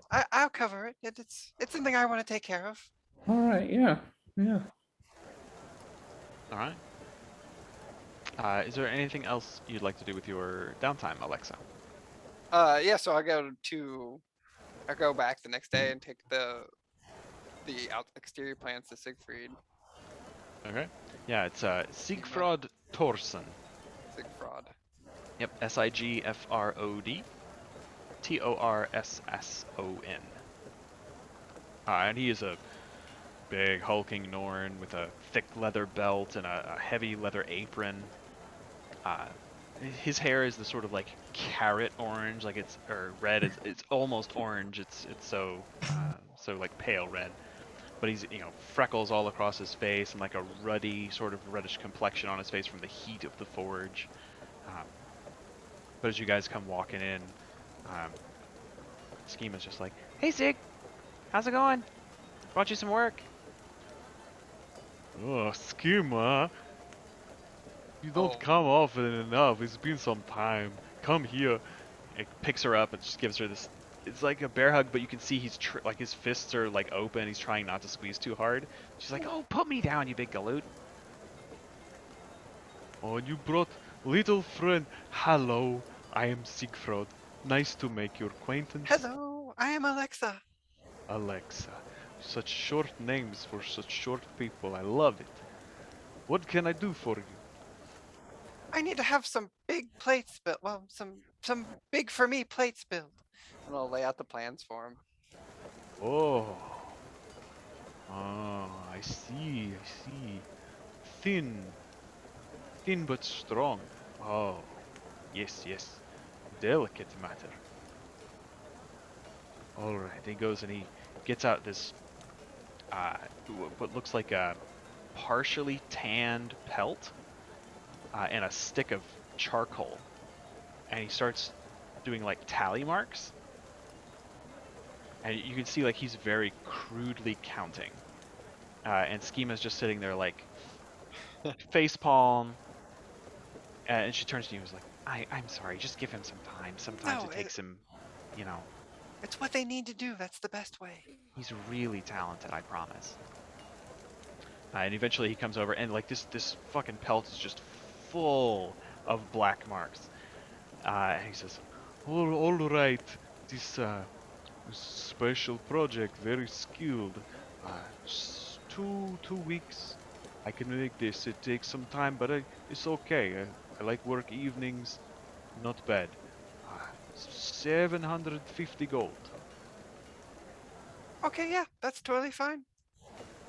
I bends down to one knee and gets very close and looks at Schema and says, not too different from half-plate armor, but different for skinny men. You know, smaller than usual. Definitely not no. And Schema just says, yes, no, I know. This is a special project. We're gonna put it on all of the golems, the metal men. You remember? I showed you. Oh, yes, like from the floating square. Yes, from the Ratasum. Yes, I remember. You told me. Yes. Okay.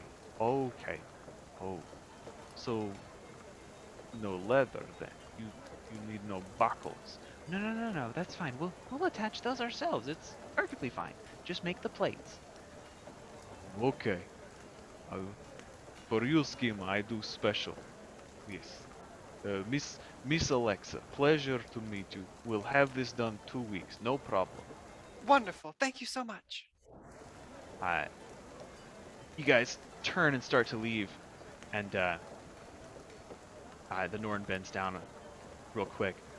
Oh, Schema. And you see her stop and kind of turn around. Yeah?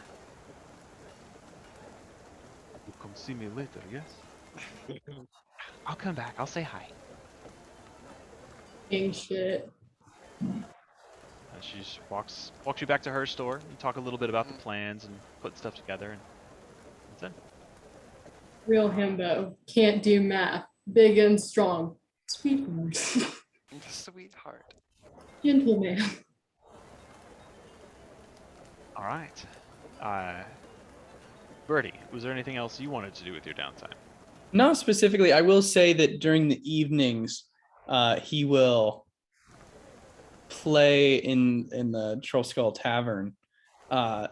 He'll try and like write some, whether it's like stories or poems or songs, kind of a little bit of everything about the recent adventures of the Trollskull Six and trying to trying to build a brand. But like, getting the word out about what we're doing. Or practice your art. Yeah. Yeah. Absolutely. You're our scald, man. Yeah. Okay. Brina, what are you doing during your downtime? Speaking of dumb but gentle. Oh, I will say your first night, you stay at Holbrook. Mhm. You talk to your parents, I imagine, and probably spend some time drinking and telling the stories of your legend to the Skalds. Hopefully. Yeah. Since we left and forgot. Yeah. Since we left and forgot. Oh shit. It's like I think she spends a lot of time thinking of how to do the best she can, but she butchers it. She's like, what would Birdie say? And then it'd be like big ass worm. Fuck. Not as good. But I try my best. Make a performance check. Oh gee. Let the dice decide.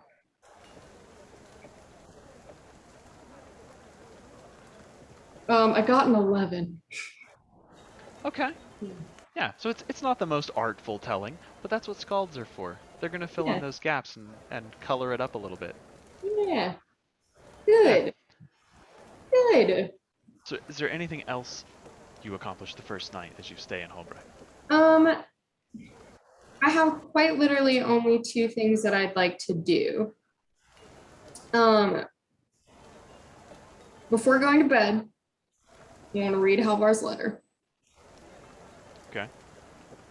The only other thing I want to do is go get Daisy. Oh my. So during your week of downtime? Yeah, just before I come back. It's not a one night thing. Yeah, during that week.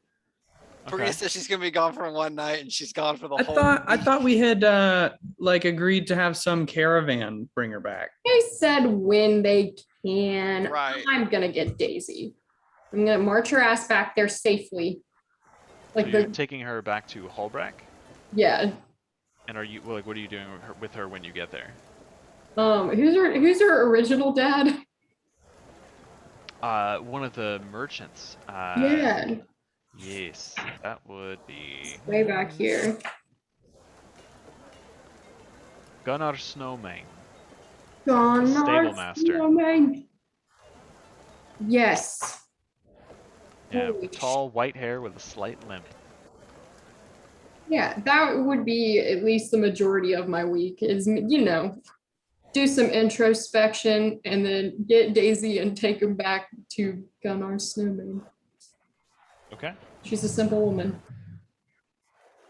So after a long night of drinking and telling your stories over and over to different skalds who then make notes and start composing little tiny melodies, eventually to become the great songs of heroism, you finally find some time to lie down in a bed with a little bit of isolation and unroll this note that Halvar had written to you. It's not terribly long. It just says, Brina. If you are reading this, you let me go.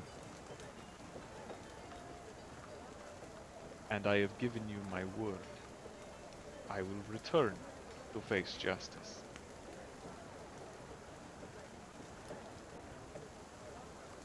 My first step is to find the Jotun I imprisoned and seek his forgiveness. I've taken Freki. We will track him. And I will do what I can to convince the Jotun that the Suns are wicked and must be opposed.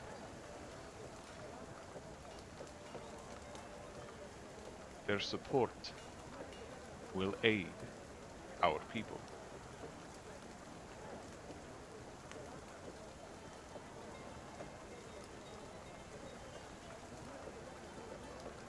When I return, it will likely mean my death.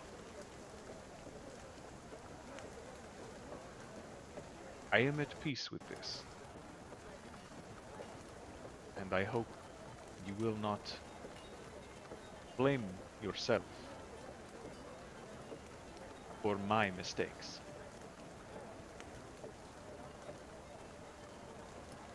Till next we meet.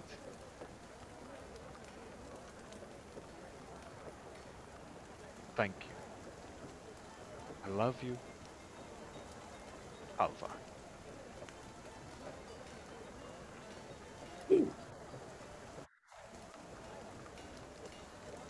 Yeah.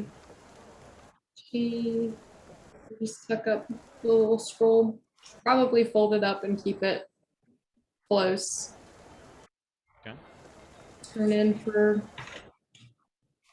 a night's rest and probably set out in the morning without too much notice and go get fucking Daisy. Just a little walkabout. I'm not in a rush. Yeah. Pondering everything that's happened in the past couple of weeks. Some time on the Lion Road, descending from the high places of Holbrecht down into the valley, the Wayfarer foothills. You eventually do make your way to Twin Spur Haven, where you find Daisy well fed, well kept. Captain Thulna is pleased to see you, happy to hear. She's heard a report. You know, there was a raven was sent, a message tied to it to announce, you know, the defeat of the Sons of Svanir, and word is beginning to spread. She happily lets you take the Dolyak, and with him beneath you, it's a little easier to continue on your way back to the city. Up Probably as you sometime. climb into the mountains. Didn't even occur to me to ride the Dolyak back. I was just gonna walk with him.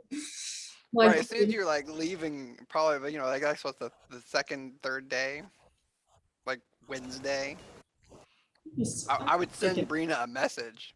Hey, hope you're okay. We thought you were coming back sooner, so we're just worried about you. Hey Alexa, I'm good. I went to get the Dolyak. Just kind of walking around, you know, seeing if I can find myself. If there's really cold, and at some point I know it. Right. Yeah. And I get it. And I'm like, she's alive. That's all I really need to know. She's good. Yeah, I think she would just spend the rest of the week spending a little bit more time with her sister and her parents, but probably towards the end of the week would go back to Lion's Arch. Okay. Not in too much of a hurry, but eventually you make your way back to the city. It's 10 gold to take the Usura Gate. Yeah. Every penny counts now.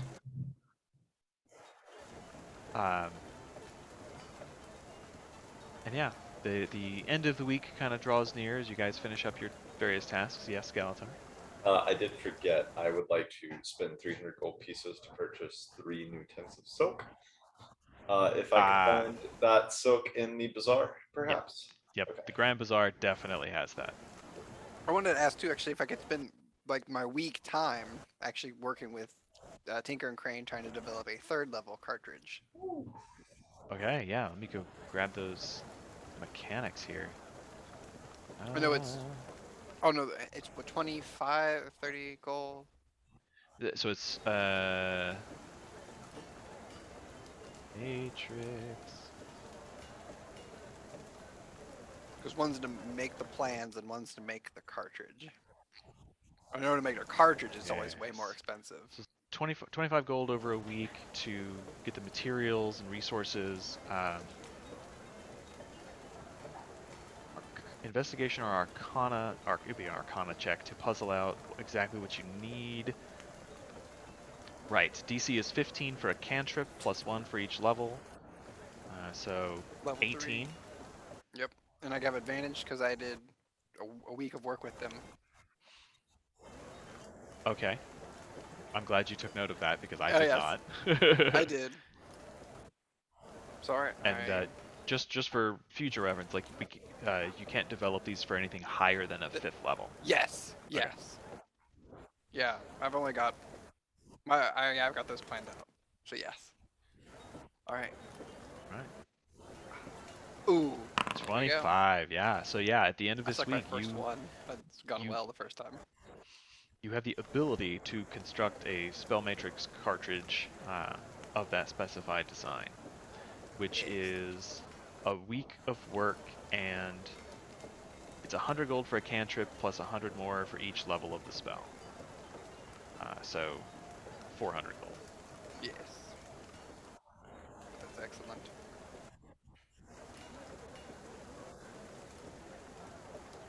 I think this is one of the favorite things I've ever homebrewed.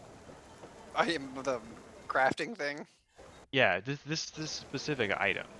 because it doesn't let you cast it for free. No, that's not the you're point. still casting normal spells every day. It doesn't give you any sort of benefit except like more spells that you can prepare. Right, it's just to give me one more spell because I only can have 15 total as a sorcerer.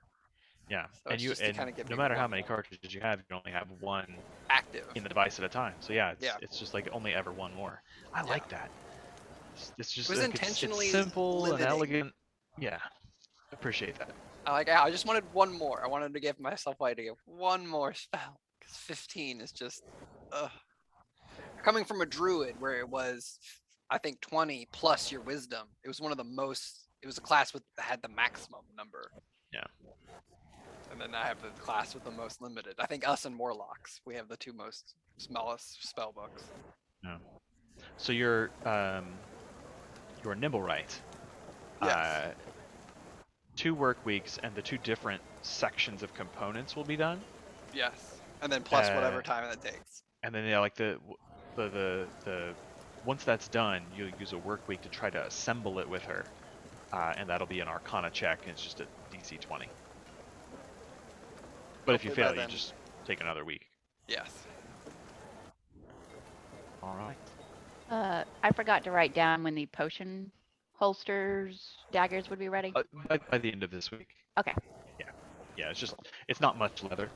They just have to like cut it out and shape it, and sort of rivet it together. I believe there was talk about some sort of shenanigans. Is it this week you're trying to get up to all this? We're just pitching the Pajama idea, I party think, or- this week. So yeah, one night, probably Thursday night or so, Galatar and Alexa just bring it up at the dinner table. Downtime creates everybody's favorite foods as part of the meal. Little extra Oh, wine involved. Bribery. Would I Yeah. be back by this point? Thursday-ish? Yes, we'll say they wait till you're there. Yeah. Yeah. Oh, that's a good point. We would wait See, till Brina's- Big Jim I always forgot. made our favorite food when he had something bad to tell us. So what is it? Just Oh. spit it out. Who made you eat the beans from a can? It's good beans though. We got the good beans last Are they night. hot or cold beans? No, we got them warmed up on special occasion. Even have a spoon. Bertie, your childhood is horrible. We need to have a conversation. Did you guys buy healing potions or Oh yeah, did you yeah. just, okay. Did you want one? We need to pass them. I mean, Yeah, I think Yeah, here. I'll put the regular and the greater on the table because I don't need them actually. I'll put. I I'll. also have 3 regular healing potions if people need them, if they've used them. Okay, raise your hand if you do not have a healing potion on your person at this time. Okay. Okay. So, I you slide a two- greater and a regular towards Kala. what do I owe you guys for this? my life. So thank you. Nice. Aw. Yeah, we'll call this one even. Maybe next time we can get I paid mean, I for have our some work or gold. something. I sold that comb. What? Yeah. Are you I fucking had a kidding me? brush. Are you? Look me in the eyes. I have passive insider 20. Is she lying? Is she lying to me? She sold it. She sold it. Yeah, I've You owe me always fucking owned a 300 gold brush. pieces for. I've for always these. owned a brush, Birdie. Like how do you not know I have a brush? Oh. Oh, Birdie. It's rough, Uh, buddy. My healing potions come off the table back in my pocket. I give Brina 2 of my regular potions of healing. Thank you. I will use this so we do not die. Thank Oh. you. Hey Ryan, when I was in the bazaar and picking up those soaked tents, if I were to inquire about the potential selling price of that wooden box that I can't do anything with to a collector, what might that fetch? 2,500 gold. Okay. I would put out the feelers then for a buyer. I wouldn't quite sell it yet, just to kind of find the right person because I want to go to a good home. But... Yeah. Well, scouts for the Black Lion company are eager to snap that up, but there are also several like wealthy merchant princes because a lot of the merchant prince population here are of Elonian heritage. Several of them, not all of them. Some of them are just Crichton former pirates, and stuff like that. But several of them are Elonian by birth, and there are a lot of Elonian refugees here who are wealthy merchant traders from that area who have now fled before the rising of the dragons. Is there a merchant prince who's known to be a particularly good person or take good care of items? Like a good collector? Let me check my notes. There is no morality under capitalism. That's a Okay. lie. Capitalism is the most moralistic. Wrong Just look at question. Amazon. Free Amazon society. is changing lives. Amazon has changed my life. Thanks, Jeff. Paula, you do understand the comb was better than your brush. It didn't Like catch, it was better. it didn't catch as much loose fur though. I mean, it was fancy, but Yeah. you know. Yeah, that's why it Also, was better. they were just gonna give everything away, so you know, I had to act like I needed it. Paula, you've just given me a brilliant idea. God damn it. Carla, Yeah. we're gonna start a charity. For orphan char, For because there aren't any, you know, For street. but what? those are real. Yeah, street Char children. don't We're have gonna orphans start. though. So if we're like, oh, we'll give it to the first char Carla, orphan we Carla, find, listen then to it me, never listen, happened. Listen to me. We're gonna start a charity where we tell Galadar and Kitri and Brina that we are giving money to poor children, and we will give a little bit to make it seem like Yeah. we are, but then we'll keep the rest so that we can have money. And if they say we should do something good with this money, we say we are. That's how a lot of nonprofits work. Carla, do you Name's Susan. want to do this? Sure. All right, I'll get started on the paperwork. I will say, Galatar, you have encountered a young man that I believe you rescued, Young man. who had been working for Evan Nashblade. Oh, named, yeah. Named Raynar, Yeah, I remember Raynar.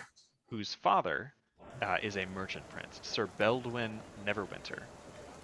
He controls the sale of silks and finely tailored goods.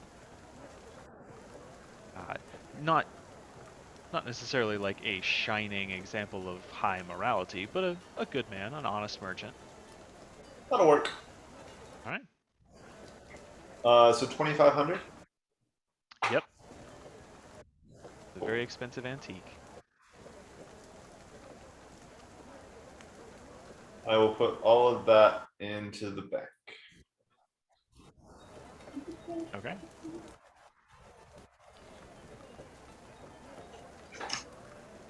Was there anything else that anyone wanted to do with this week of downtime? Brina would go see the Abbas. For the Yeah. record. Ooh. We don't need- recreation, huh? For the record. Sir, listen. It's my He's You- clearly. everybody has to fucking look at me. Hey, just remember a few weeks ago when you couldn't even get him out of the oven. So, Now I'm the oven. Aww. and he is such a pretty kitty. Go me into him. Oh. Yep. I'll save the charity escapade for next downtime. Oh no, I want to hear the charity. Yeah, we'll have to work something out. On this episode of Birdie, Birdie starts a criminal enterprise. What And I'm waiting for is for Zardoz to show up and be like, "I've got you red-handed for your fake enterprise." And he's like, He's gonna "Yes, steal his sir, next thing." this time." Oh, that's a good idea, though. Hold on. Zardoz always knows. So Brina, you swing by the Cenobium, Yes. catch up with the Abbess. She is elated to see you, and if you approve, you spend we'll say a lovely evening as the storms kind of intensify around Lion's Arch, kind of Not quite as stormy as the bedroom. spread out on like thick thick fur pelts in front of a fireplace in her upper chambers, like balcony overlooking the sea, storm raging outside, but a nice fire going inside, and talking about the adventures of the high shiver peaks and the mysteries of the gods, and all sorts of heady topics to match the headiness of the wine. Wow. Give me a picture, DM. Hell yes. I try to serve up that primo romantic experience. Fucking love this walk.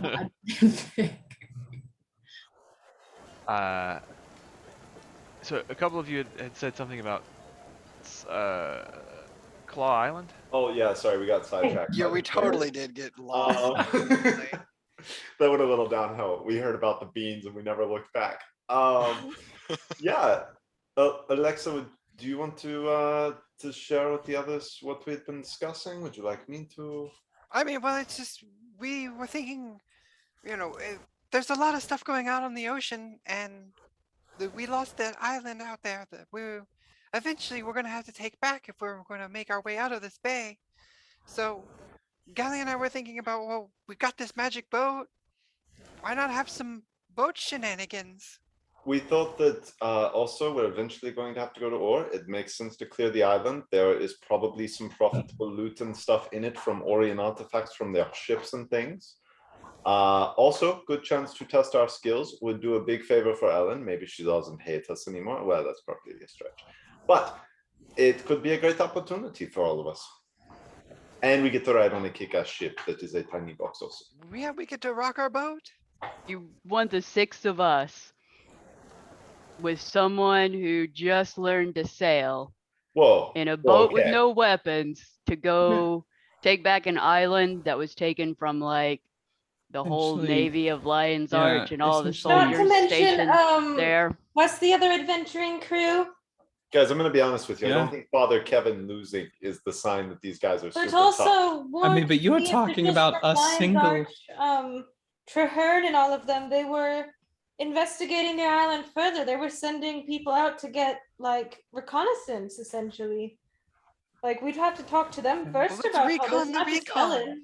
Well, Yeah, but this we Let's could check be the in. recon team. Also, we are the weapons. They both fully loaded. I just want to say, I mean, look how many swords you have. all Colin. of us You're nearly like a walking died weapon. fighting a freaking worm. I don't think I'm ready for an army of undead. I can people tell yet. you, frostworms not in this little area. So Right, they Yeah. do not like water. Can't Yeah. burrow. don't swim. I've- Does not work well. They drown. This may be controversial. Yeah. But I feel like single-handedly launching a military takeback of this island Mm. is probably not in our best interests. But Period. I'm really shocked. I thought that you of all people would want, the profit, the prestige, the tails, all of the potential coin. I thought this was the great opportunity. We don't have anybody we would have to give coin back. Galatar, to. you talk of profit, but as soon as we make a profit, you give Yeah. give it away. Only if there are people that need it. And in this There's case, always There's going to be always- so. Think of the street children.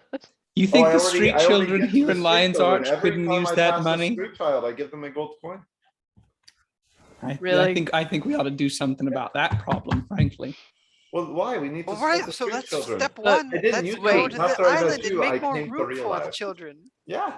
I don't think I'm against this plan. I just think we need to Shut go them through the out. proper channels and possibly not go by ourselves. Yeah, Galatar, have you ever sailed in like a storm?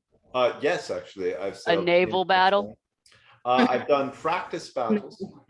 Prep. Mm, That's why we That need live doesn't combat count. experience. I think you just learned what the like stick is. hitting You know what people every with trainee sticks does when they doesn't learn how count. to operate a boat? They do Also, I naval want to say, drills. just You know for what the every record, member of the yacht club at Cape Cod does? They practice naval warfare. Hey, have you been to the yacht club at Cape Cod? Okay, they I might. hear it's pretty cutthroat. Yeah. Also, I have been sailing in these waters, so I mean, I know the waters pretty well.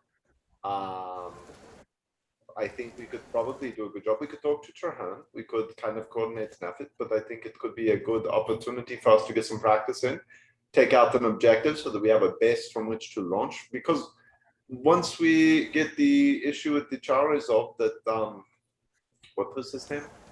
What's the leader of the Char? The guy that we met that was part of. Ritlock? Ritlock Brimstone. Yeah, that guy.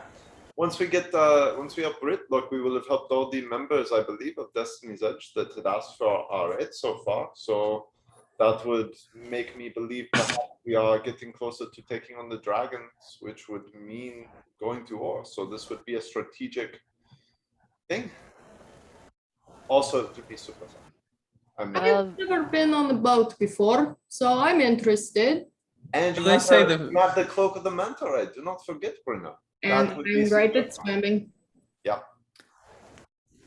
This just seems like something for the Lion Guard to deal with. I mean, we could go with, you I'm know, gonna be if they honest want, with you. Lion but Guard not doing well on this front. How do we know? Have you asked? It's been like a couple of they're weeks. they're a navy and we're just some random adventurers. I mean, do Seen we the know way we blow anything things about up? the current situation on that island I apart from what asked happened? them, and we haven't gotten one yet because I asked right after it happened, and we need to go back and talk. So I will send a sending message. you're literally going to talk to You, her you right guys are now. like drinking late in the I night. think You're just like, fuck last- it, I'll just message you. Yeah, I'll just message Trern. Hey Trern, this is Galata. That's why magic is I technical. was wondering if you had an update on the Claw Island situation. Have you all captured it back yet? Love Or you. need us to? You guys are in the middle of talking over each other and back and forthing ideas, and you just start hearing Galatar. So hey Trahern, this is Galatar. This is like out of nowhere. Nada. The usual. A couple of seconds go by, and you hear.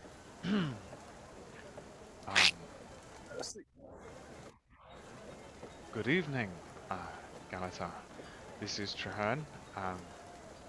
It's a bit late. We have not retaken the island yet, but things are proceeding apace. We are developing a plan for a counter-offensive. This will be the first joint venture that the Pact will undertake as a unified fighting force. The details are somewhat complicated. Feel free to stop by in the morning. Trahern said they are moving very slowly. Really could use help, perhaps. He said that we could talk to him in the morning about being of aid to them. They would perhaps really appreciate it. But right now they are proceeding, but they have not taken back the island. You know, they're still in kind of the planning process. They could really use people like us. Go get. Can I get an insight check on that? Yeah, You know, roll- like, roll does it seem insight. like he's exaggerating? Yeah. 17. Do I roll? Do I roll anything? Deception. I'd say deception. Yeah. Deception. A little embellishment check. Yeah. Yeah, twice.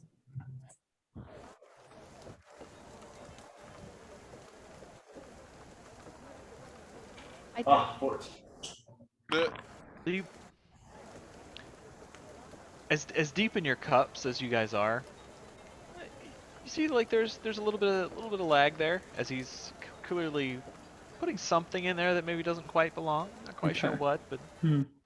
a little more Watch to it. Galatar's face buffer. Literally, like the eyes just kind of freeze for a second as he tries to think of something.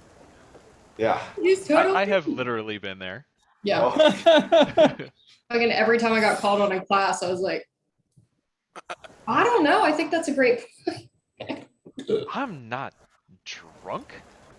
I'm actually. I'm just exhausted because I've been up all night drinking. So I think the last thing we heard about Claw Island officially is they were waiting to recall the Navy.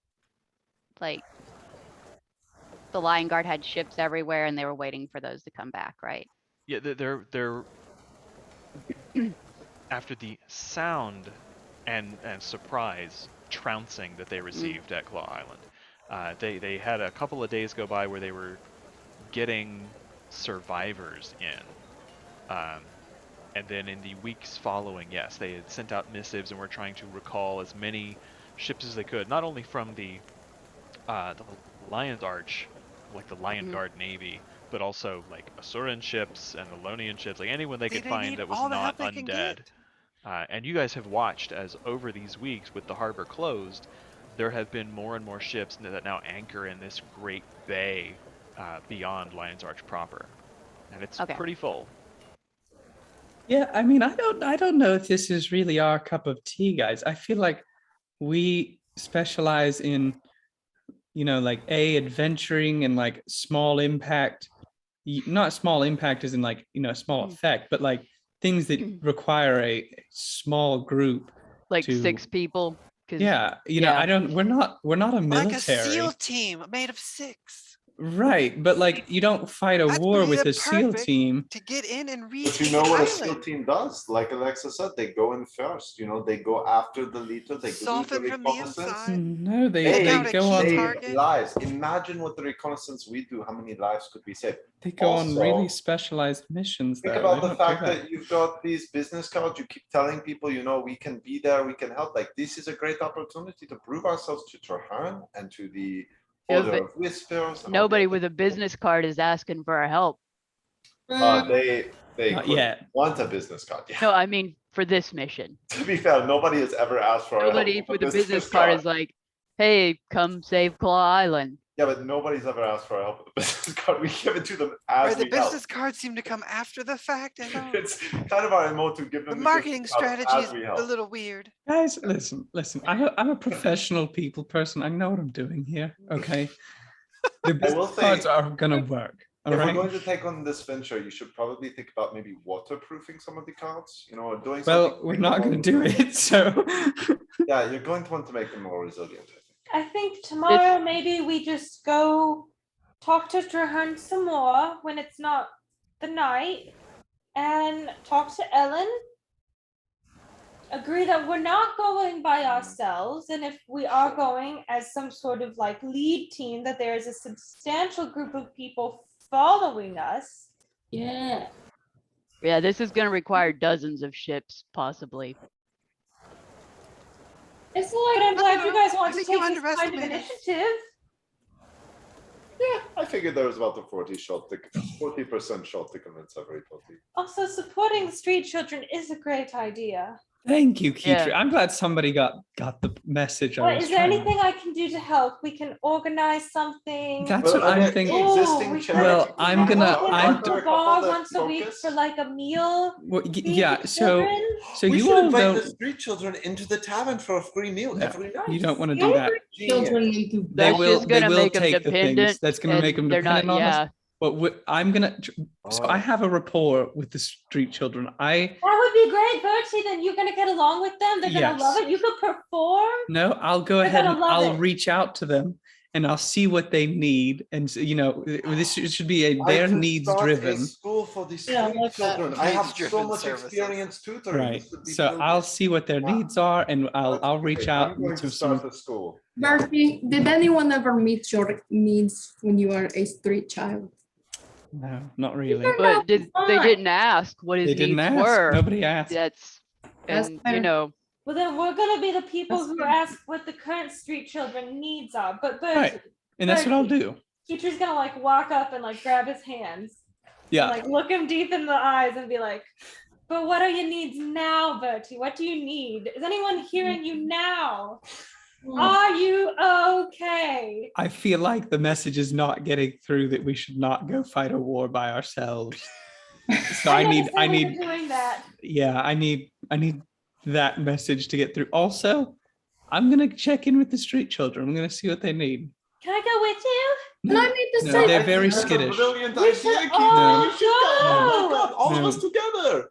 They're very skittish. I don't want to go see street children. They will recognize that I'm one of them, and they will embrace me. Well, we have to build up some sort of rapport. Street children love They're very skittish. They won't talk to outsiders, Keitri. I'm sorry. They're very protective. Like they will. I'm pretty nice. I think that's a great idea. They'll probably pick your pocket. They will steal from you. We will talk to the street children. They will Like if your steal from clothes you. weren't attached, they would take those too. They will. Also, Paula, I just want to take a second to say how proud of you I am that you're so concerned about the street children. I never Well, could have expected it from you. But this level of concern know, is so heartwarming. It's because Char don't have street children. It's not a problem for Right. us. We have a system, and humans don't have it, which is just like really. Well, then What we're gonna system do help you build a use? system. What's the char system for street children? Everybody goes to the Farrar. Nobody has parents, so you Oh. know, no street children. So are you proposing we take away all parents? No. You think we should just take in all the street Take children? away all the children, though. No, I'm not doing that. Where Where Nope. do we put You're all the so children concerned. taking them? We put them in basement. We have extra rooms. We I really don't do. want to adopt a child, guys. We're Come not. on. We're not doing that, Plus, guys. we I'm probably just have gonna enough talk money to we them. could like buy or rent other properties and give them like a real home. You know, That's Tim not what they was need. talking about wanting to branch out and start a new career in the mountains. Maybe Tim would like to start his own orphanage. I don't know. Ugh, Tim does not need to be Maybe. responsible for Tim anything. wanted to put on some Maybe. armor. Go. We train the Picturing. street children to run the bar. And That's then child Tim can labor. go and do whatever he wants. That's a little We fucked up. shouldn't. That's really messed up, actually. They're older than That's a she line is. that even. I we think don't we know. need to start by focusing on meeting their basic needs and providing them a quality education so that they can grow. They learn on the, And I the think the school way of that we hard do that knocks. is by working with the city to create a system that benefits and encourages these children and supports them. So are we going to war or starting at charity? I'm confused. Well, Galatar, I'm Little bit glad of you're both, enthused. I'm perhaps. glad you're enthused, but this was my idea. So I'm going to spearhead this. I think okay? you should spearhead it, but This is I my would thing. request, my only request with you spearheading it is that you take Kitri with you because she's very excited and you know this means a lot to her. And this will give her an opportunity to understand the problems of the human world and report it back to the Pale Tree so that they can all understand the problems as well. Well, Kala had actually approached me first. Now, Kitri, I guess You could I'm take we can Kala. definitely use you to help out with this. With Kala but and Kitri, that would For be first contact and setting it up, I do Wait, think I I'm thought going you to. didn't want Kitri because she wasn't a street child. And That's what I'm Kala just saying. said that child don't have street children. I'm very. Oh, but I mean, I Kala's- did live on Kala's- the streets for a Is there while a double after I left standard Char here, Bertie? Society. You know. Kitri, have you ever eaten cold beans out of a can? Look at me in the eyes. Have you Or ever a eaten rat. or Have a you ever rat, eaten a a rat? live rat? Yeah. But you are lying to my face if you We tell me. had cold beans out of a can like a week ago when we were trekking through the mountains. But you didn't have to have it, is what I'm saying. That was all we had. Did you eat the rat? Be honest. I never ate a rat. That's disgusting. Did you I've eaten a lot of rats. That's Kala Kala thing. likes to eat rats. I don't That's eat kind of meat. true. I'm more concerned about. That's why we Well, don't why would have any I in the have bar. rat, Bertie? I will sort it out. Sudden realization about the bar. If you are interested, let me make first contact. If you're interested, we can talk after that. So I'm done are we talking about this now. thinking For the Trollskull Foundation for the street children, or like. I was going to call it Birdie's Children. No, I don't. Oh my god. No. Bertie's. Are you gonna have a gumball machine in this shop? children. Bertie's birds. Oh, also Pretty we do need to be sure. I have learned that it's important to register your nonprofit with the city for tax purposes. Oh, I'm going to. Don't worry. We need to talk to Ellen and the rest Don't of the worry. city Nope. administration about Yep, it. I've You got really it do covered. need to get a No, lot no, of don't approval worry, for Bertie, this. I'm a This money is a guy, I good can thing do we this. wanted to talk to them I about will going say for this tomorrow. joke has kind of run its course, and the two of you arguing most strongly against this are kind of metagaming a little bit because there's really no reason to assume that this is in false pretenses. Like, neither of you have done an insight check, is what I'm saying. Ah, You did not hear what he whispered to Kala, so you do not have this Sure. knowledge. okay. I only say this because it's like 10 till 10. Yeah, are Well, we I gonna, already got Bertie's do children we have written anything down. else we wanted to do tonight, or are we gonna call it here? I'm fine Are we calling planning it. to play much longer? Did you guys want to talk to Traherne about Claw Island? I mean, we can talk to them, but I think it seems like the group as a whole did not want to go Right. to Fall Island, so I think we probably just hold off, maybe. Or Like get an don't. update, but not try and, you know what I mean? Okay. Mad about I will say just for the sake of keeping things short, you go see Traherne the next day, and he is at the top of the crow's nest where you guys fought the dragon, and he is surrounded by members of the Priory and the Order of Whisperers and the Vigil. They're all sort of making plans together, and they have a document I can show you in Foundry. Oh boy. Sitting Oh on the damn. table, it is a map of Claw Island. Oh, hell yeah. Cool. I fucking love a map. The Claw Island has a sort of oblong curved shape, like a hooked claw. Uh-huh. And at the root of the claw, there are two large peaks of stone. Between them lies the large docks that make up the sort of primary docking area where the Lion Guard ships come when they have troop transports. The docks lead to a narrow passage between the two high spires of rock that is the main access road kind of up to Fort Stalwart. It's the Lion Guard fortress on that island. And what you see is this map of the island itself, the east and west beaches, and different potential plans of attack. And it looks like they have started kind of hashing this out. There are targets kind of arrayed out. There are a series of gates and towers, and there are also two icons to mark beacons. And they explain to you that there are two beacons that are used to both send messages across the harbor. They are sort of enchanted magical beacons that shine out far across the sea. Plans are not finalized. They are investigating different approaches and different ways of going through all this sort of stuff, but they are working on it. It's just going to take them a little more time. So I the think I Lion like Guard, this map. it's to the north, so it, Yeah, it's kind of northeast. okay. Yeah, I'm not seeing this picture for some reason. It's just like a Oh, did you? Oh, bad. I got it. Take It too came long across to to me. download. no, like something popped up. It's just like the picture would never loaded. Oh, that's weird. Yeah. It. No.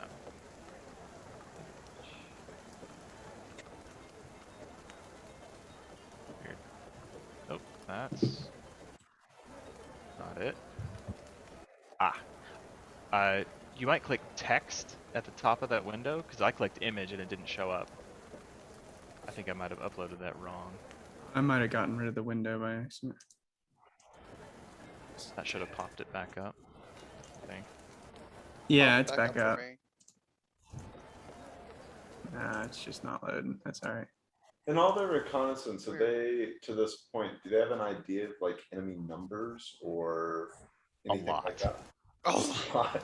Yeah, it's just Okay. crawling with undead, and there are risen ships constantly in patrols around it. They're still confirming the hard numbers, but I mean it's a sizable attack fleet, like a wing of the risen fleet that is now kind of ensconced there. Also, just more generally, I guess, as a world question, how is there any understanding or knowledge of like how big the Risen fleet is? Always, I know they wouldn't have like exact numbers, but like if this is like a They're- part of the Risen fleet, do they just, is it like a whole armada they think, or like They do not have a solid idea, okay, because really just about any ship that ever sunk and the skeletons that may or may not still exist on it could be a potential target. And the more Oh, ships you okay. send to fight it that they destroy, they can then bring those people back. And oh, so it's not just the reanimated Orients, it's like anybody who dies. yeah, inside it's the- infinite.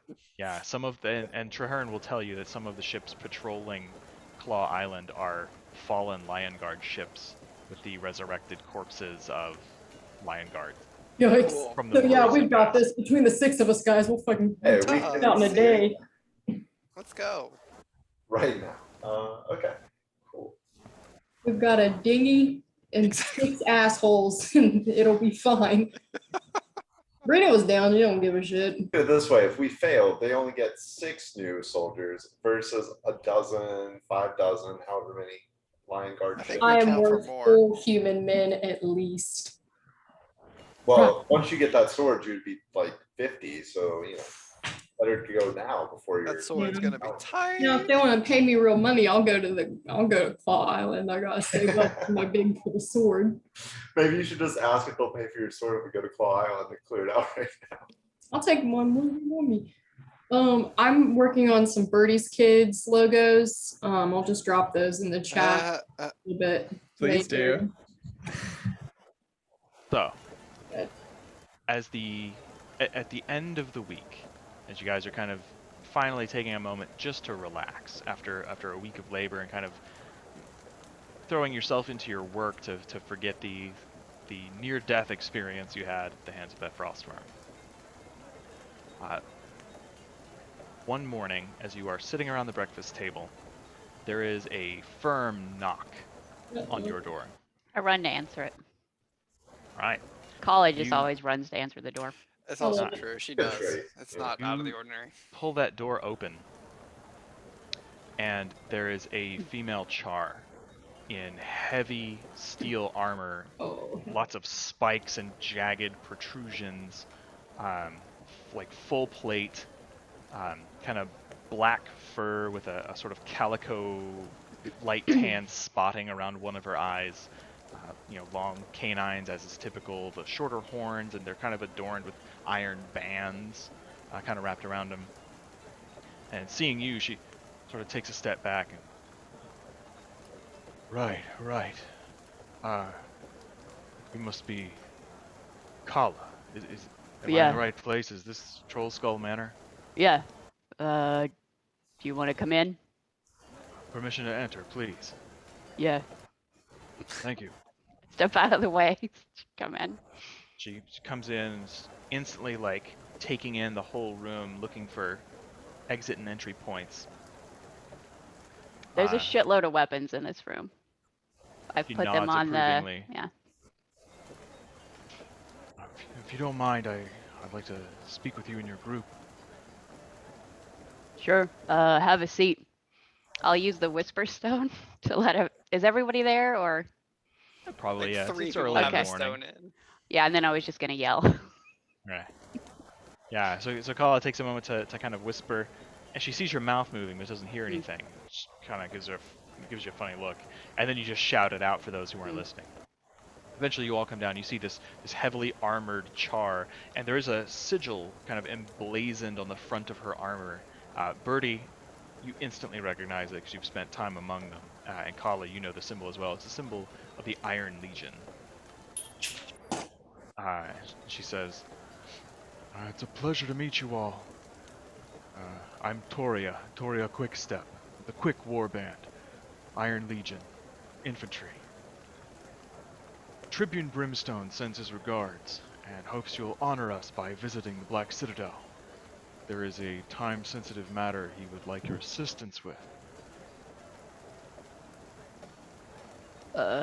Sure. Yeah. Excellent. He was rather insistent. I don't know how long it takes you civilians to normally get ready. Iron Legion's ready to roll out at a moment's notice, and you see she just kind of like puffs up straight a little bit.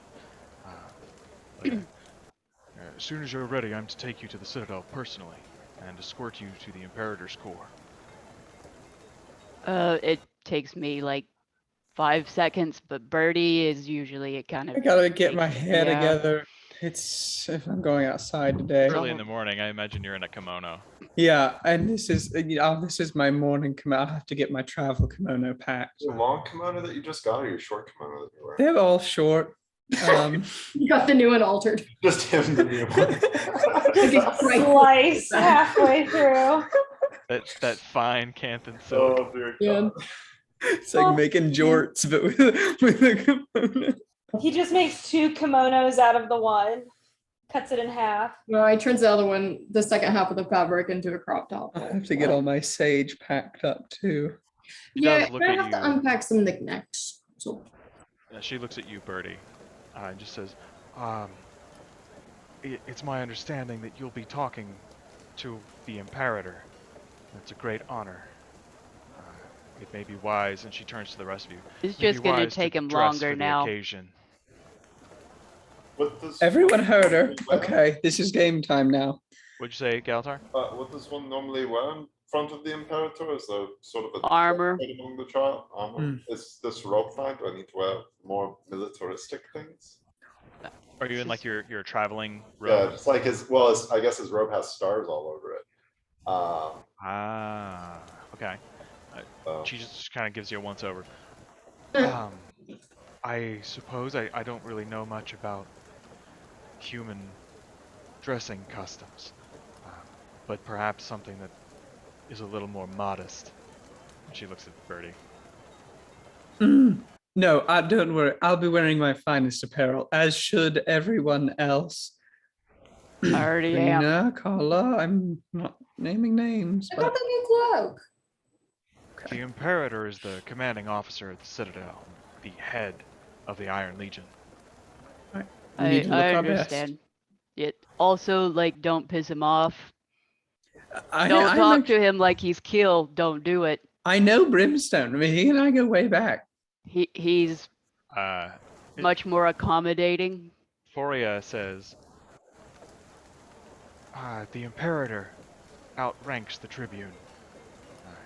I would advise you to watch your mouth in the core, or you'll discover the fastest path to the bottom."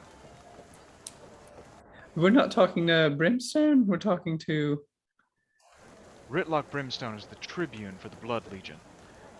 Right, that's who I know. He commands the Blood Legion forces in the Citadel, but he reports to the Iron Legion Imperator. Oh my. Oh, The where am Black I? Citadel is the home of the Iron Legion. Blood is just a guest. You can see like there's a bit of disdain in her voice. Ooh. I'll be sure to get out my finer silks then. So would you prefer we just mostly stay quiet in front of the Imperator? Because that seems kind of like the vibe. It's probably a good idea. Okay, good to know.